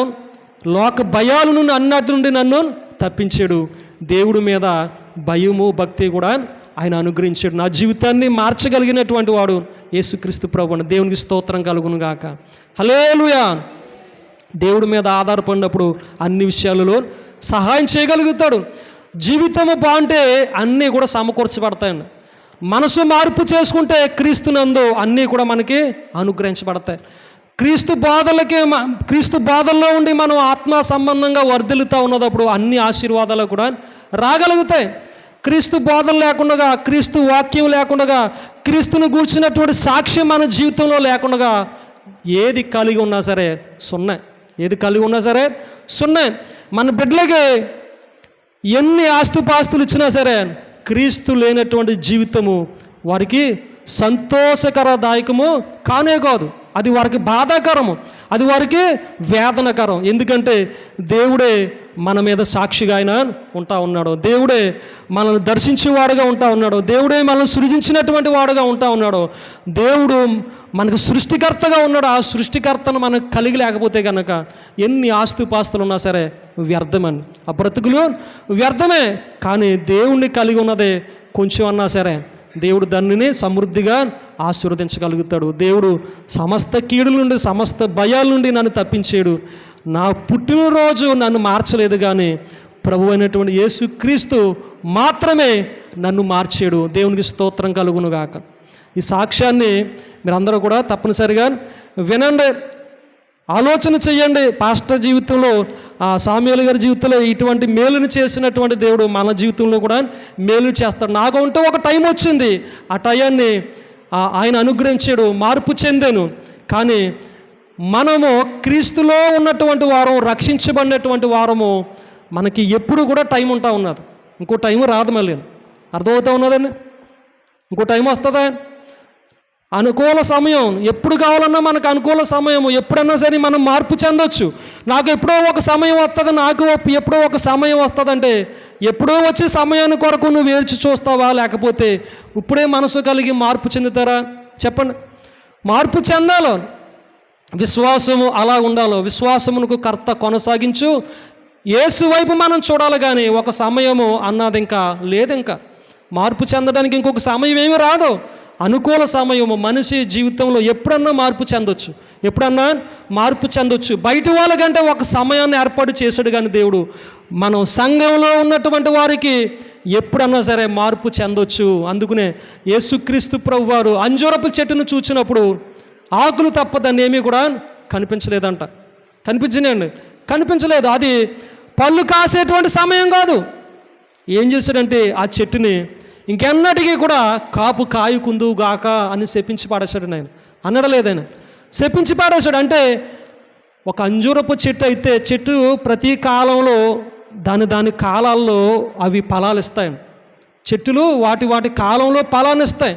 మరి యేసుక్రీస్తు ప్రభు ఎందుకు శపించాడు? ఆయనకు తెలియదా సృష్టికర్త ఏ కాలంలో ఏ పండు, ఏ కాలంలో ఏ చెట్టు ఏ ఫలాలని ఇస్తుందో ఆయనకు తెలుసా అంటే తెలుసు. చెట్టుకు సాదృశ్యం ఎవరై ఉన్నారంటే మానవ జీవితం అయి ఉంటా ఉన్నది. ఎవరై ఉంటా ఉన్నారు? చెట్టుకు సాదృశ్యము మానవ జీవితం అయి ఉంటా ఉన్నది. ఫలించాలని మనకు ఆసక్తి కలిగి ఉంటే ఎప్పుడన్నా సరే ఫలించవచ్చు. సంపాదించాలని ఆసక్తి కలిగి ఉంటే కనుక దానికి ఒక సమయం ఉంటా ఉన్నది, దానికి ఒక సమయం ఉంటా ఉన్నది. కానీ మార్పు చెందాలి, నా బ్రతుకు మార్పు చెందాలి, నేను ఫలించాలి, దేవునిలో నేను దీవించబడాలి. దేవునిలో ఎలాగా? ఉపదేశాల ద్వారా, దేవునిలో ఆత్మ సంబంధంగా దీవించబడాలంటే ఎప్పుడన్నా మనకు సమయం ఉంటా ఉన్నది. ఆ సమయాన్ని సద్వినియోగపరచుకోవాలి. లేకపోతే మనము ఫలించలేనటువంటి వారుగా కనిపించినప్పుడు శాపగ్రస్తమైనటువంటి బ్రతుకులుగా మారిపోతాయి. అలా ఉండకూడదని దేవుని నామాన్ని బట్టి మీకు తెలియచేస్తాను. నా బ్రతుకైతే లోకంలో ఉన్నప్పుడు అలాగే అయిపోయింది కానీ దేవుని దగ్గరకు వచ్చిన తర్వాత మార్పు చెందింది. కానీ నటనా భక్తి, నటనా జీవితం అన్నదే ఉండకూడదు. దేవుని దగ్గర చాలా చక్కరగా మనం జీవించాలి. ఆయన పిల్లలమై ఉన్నాం, మనం ఆయన పోలి నడుచుకోవాలి, ఆయనలో మనం ఫలించాలని దేవుడు కోరుకుంటా ఉన్నాడు. కాబట్టి మన విషయమై మనం చాలా జాగ్రత్తగా చూసుకుని మనం దేవునికి అప్పగించుకున్నప్పుడు మన జీవితాలు ఉన్నతంగా ఫలించగలుగుతాయి. దేవుడు ఎవరో సంబంధం లేదన్నట్లుగా ఉన్నాం అనుకోండి, ఎప్పుడో ఒకానొక దినం మనకు ఖచ్చితంగా ఉంటుంది. సమయము ఉన్నప్పుడే మనం మార్పును అందాలి. సమయం ఉన్నప్పుడు మనం మార్పును అందాలి. ఈ సమయం ఇంకా మళ్ళీ మనదే కాదు. ఎప్పుడు ఏ రోడ్డు మీద వెళ్తామో, ఎప్పుడు ఇంటికి చాలామందిని మనం చూస్తూ ఉన్నాం, అవునా కాదండి? నైట్ పడుకున్నటువంటి వారు పొద్దునకే లేగట్లేదు. మనకి ఎటు ఏ విధంగా సంభవిస్తుందో, మనకి ఎప్పుడు ఏం సంభవిస్తుందో మనకి తెలియదు. కాబట్టి మనం మార్పు చెందాలన్న ఆసక్తి కలిగి ఉన్నప్పుడు దేవుడు తన కృపను అనుగ్రహించగలుగుతాడు. నా శక్తిని బట్టి నేను మార్పును అందలేదు, ఆయన కృప ఇచ్చాడు. ఆ కృపతో పాటు నేను ఆయనకి లోబడ్డాను, ఆయనతో పాటు నేను నడవగలగడానికి ఇష్టపడ్డాను. నాకు 40,000 రూపాయలు శాలరీ వచ్చేది 2013లో. ఎంతండి? 2013లో 40,000 రూపాయల శాలరీ వచ్చేది నాకు. న్యూజిలాండ్కి వెళ్ళాలనుకున్నాను, అక్కడ 80,000 వస్తుంది. 20 రోజులు చేసినట్లయితే 80,000 వస్తుంది. ఇప్పుడు సింగపూర్లో చేసుంటే కనుక 80,000 1,00,000 రూపాయలు వచ్చేది. కానీ దేవుడు మనల్ని ఏర్పాటు చేసుకున్నాడు. దేవుడు మనల్ని ఏర్పాటు చేసుకున్నాడు. ఆయన చిత్తంలో ఉండాలి తప్ప కానీ మన లోక బ్రతుకు బ్రతకూడదు. ఒకవేళ లోక బ్రతుకు బ్రతికినట్లయితే కనుక అది నాకు క్షేమకరము కాదు, నా కుటుంబానికి క్షేమకరము కానే కాదు అన్న సత్యాన్ని నేను తెలుసుకున్నాను. నన్ను సృష్టించినటువంటి సృష్టికర్త నా హృదయానికి సమాధానం ఇచ్చాడు, శాంతిని కలగజేశాడు. ఆయన నేను తెలుసుకున్నాను. ఆయన ప్రత్యక్షత ఏంటో ఆయన కనపరుచుకున్నాడు. కాబట్టి ఆయనతో పాటు నడిచినప్పుడు నా జీవితంలో నెమ్మది కలుగుతూ ఉన్నది. ఆయన తలగానే చేస్తాడు కానీ తోగ్గా ఎంత మాత్రమునో చెయ్యడు. అనేకులకి అప్పిచ్చేటట్లుగా చేస్తాడు కానీ అప్పు చేసేటువంటి వాడుగా మనల్ని చెయ్యడు. నన్ను ప్రేమించిన ఆజ్ఞలను గైకొన్న వారిని 1000 తరముల వరకు కరుణించేవాడనే నేను ఉన్నానని దేవుని యొక్క వాగ్దానాలు ఉంటా ఉన్నాయి. అవునా కాదు? దేవుని వాగ్దానాలు అనేకమైనటువంటివి ఉంటా ఉన్నాయి. కాబట్టి మనకు ఒక సమయం వస్తుంది అని అనుకోకండి. మనం విన్నప్పుడు చాలా జాగ్రత్తగా మనం పాటించినప్పుడు అప్పుడు సద్వినియోగం చేయబడుతూ ఉంటుంది. కానీ మార్పు చెందాలనుకున్నప్పుడు ఇప్పుడు నుంచే ప్రారంభించాలి. ఏదో ఒక సమయం వస్తుంది అప్పుడు నేను చెందుతానంటే ఆ సమయం దాటిపోవచ్చు. మన ఆలోచనలో మార్పు చెందవచ్చు. ఇంకోటి ఏంటంటే, చిన్నప్పుడే 13వ ఏటనే నేను చర్చికి వెళ్ళినన్న సంగతే యిర్మీయా గ్రంథంలో దేవుడు ఈ వాక్యం చదివిన తర్వాత నాకు జ్ఞాపకం చేశాడని. ఈ వాక్యం చదివిన తర్వాత నాకు జ్ఞాపకం చేశాడు. యిర్మీయా గ్రంథము 22వ అధ్యాయము 21వ వచనం. యిర్మీయా గ్రంథం 22వ అధ్యాయము 21వ వచనం.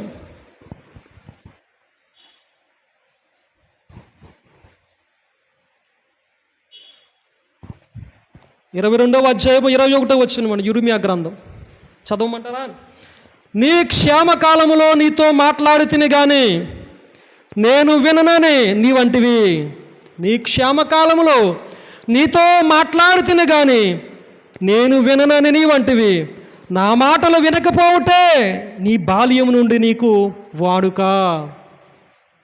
నీ క్షేమకాలంలో నేను నీతో మాట్లాడితిని కానీ నీవు విననని అంటివి. నా మాట వినకపోవటమే బాల్యము నుండి నీకు ఈ వాడుక అని ఈ వాక్యము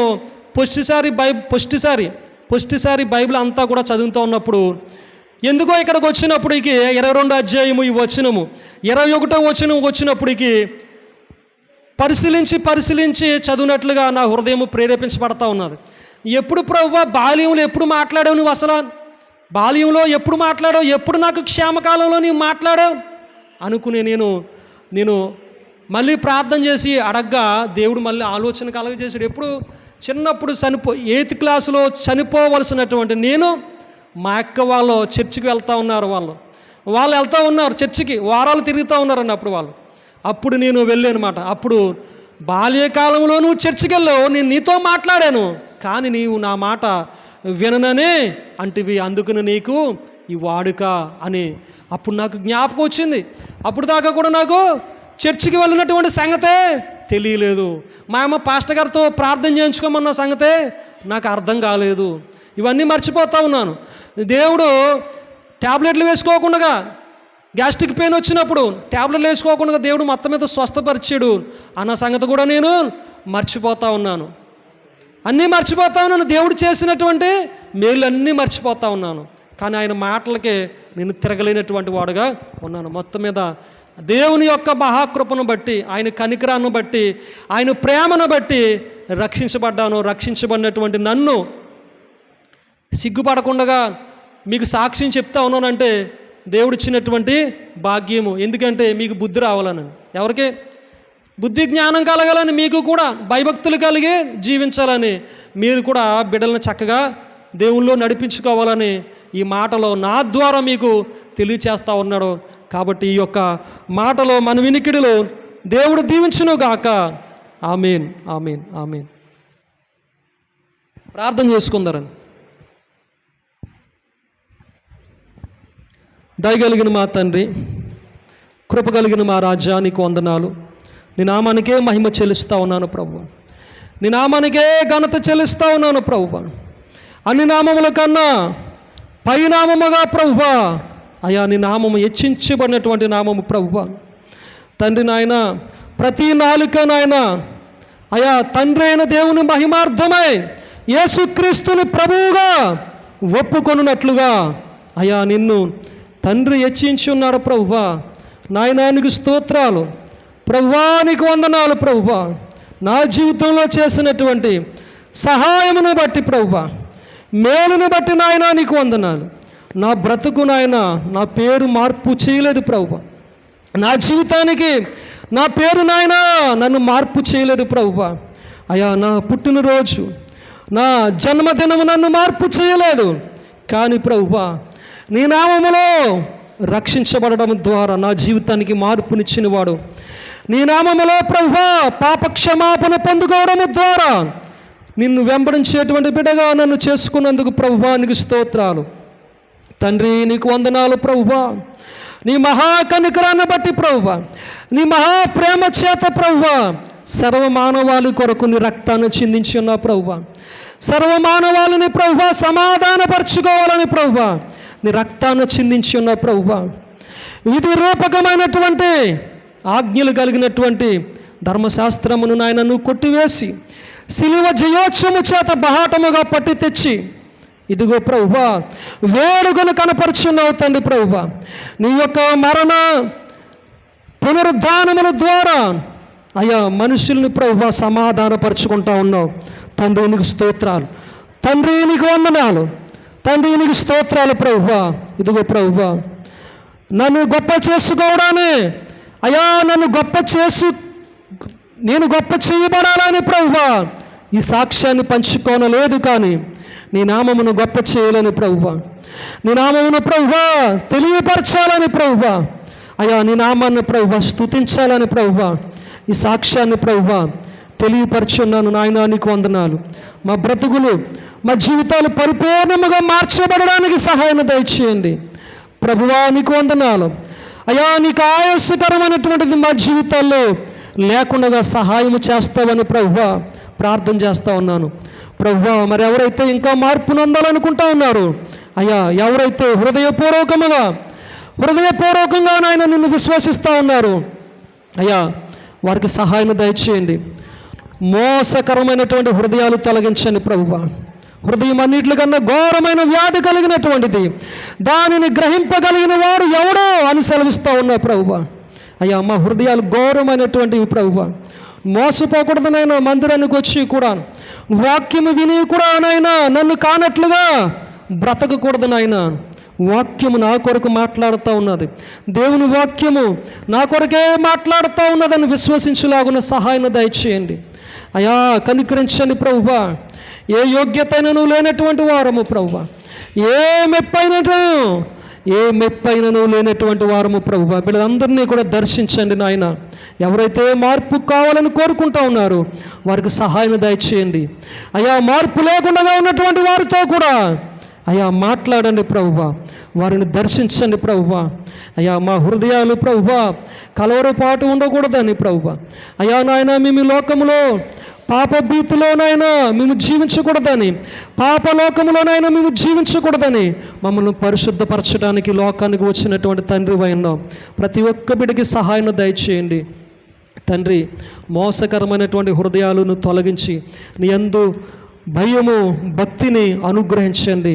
సంపూర్ణముగా ప్రభు బిడ్డలందరినీ కూడా పరిశుద్ధపరచండి. ఈ దినాన్ని మంచి తీర్మానం తీసుకుని ప్రభువా నీ సన్నిధిలో గడపడానికి, నీ సహవాసములో గడపడానికి, నీ యందు భయభక్తులు కలగడానికి సహాయం దయచేయండి. మంచి తీర్మానము ప్రభువా ఎవరైతే తీసుకుంటా ఉన్నారో వాళ్ళని దర్శించండి అయ్యా. వాళ్ళని తగిన కాలమందు ప్రభువా అయ్యా మరుదుగో ప్రభువా నీ సహాయం వాళ్ళకు అనుగ్రహించండి తండ్రి. నీకు స్తోత్రాలు అయ్యా, నీకు వందనాలు. సహాయం దయచేయండి ప్రభువా. నీకు స్తోత్రాలు. నీ నామానికే మహిమ చెల్లిస్తూ ఉన్నాను, నీ నామానికే ఘనత చెల్లిస్తూ ఉన్నాను.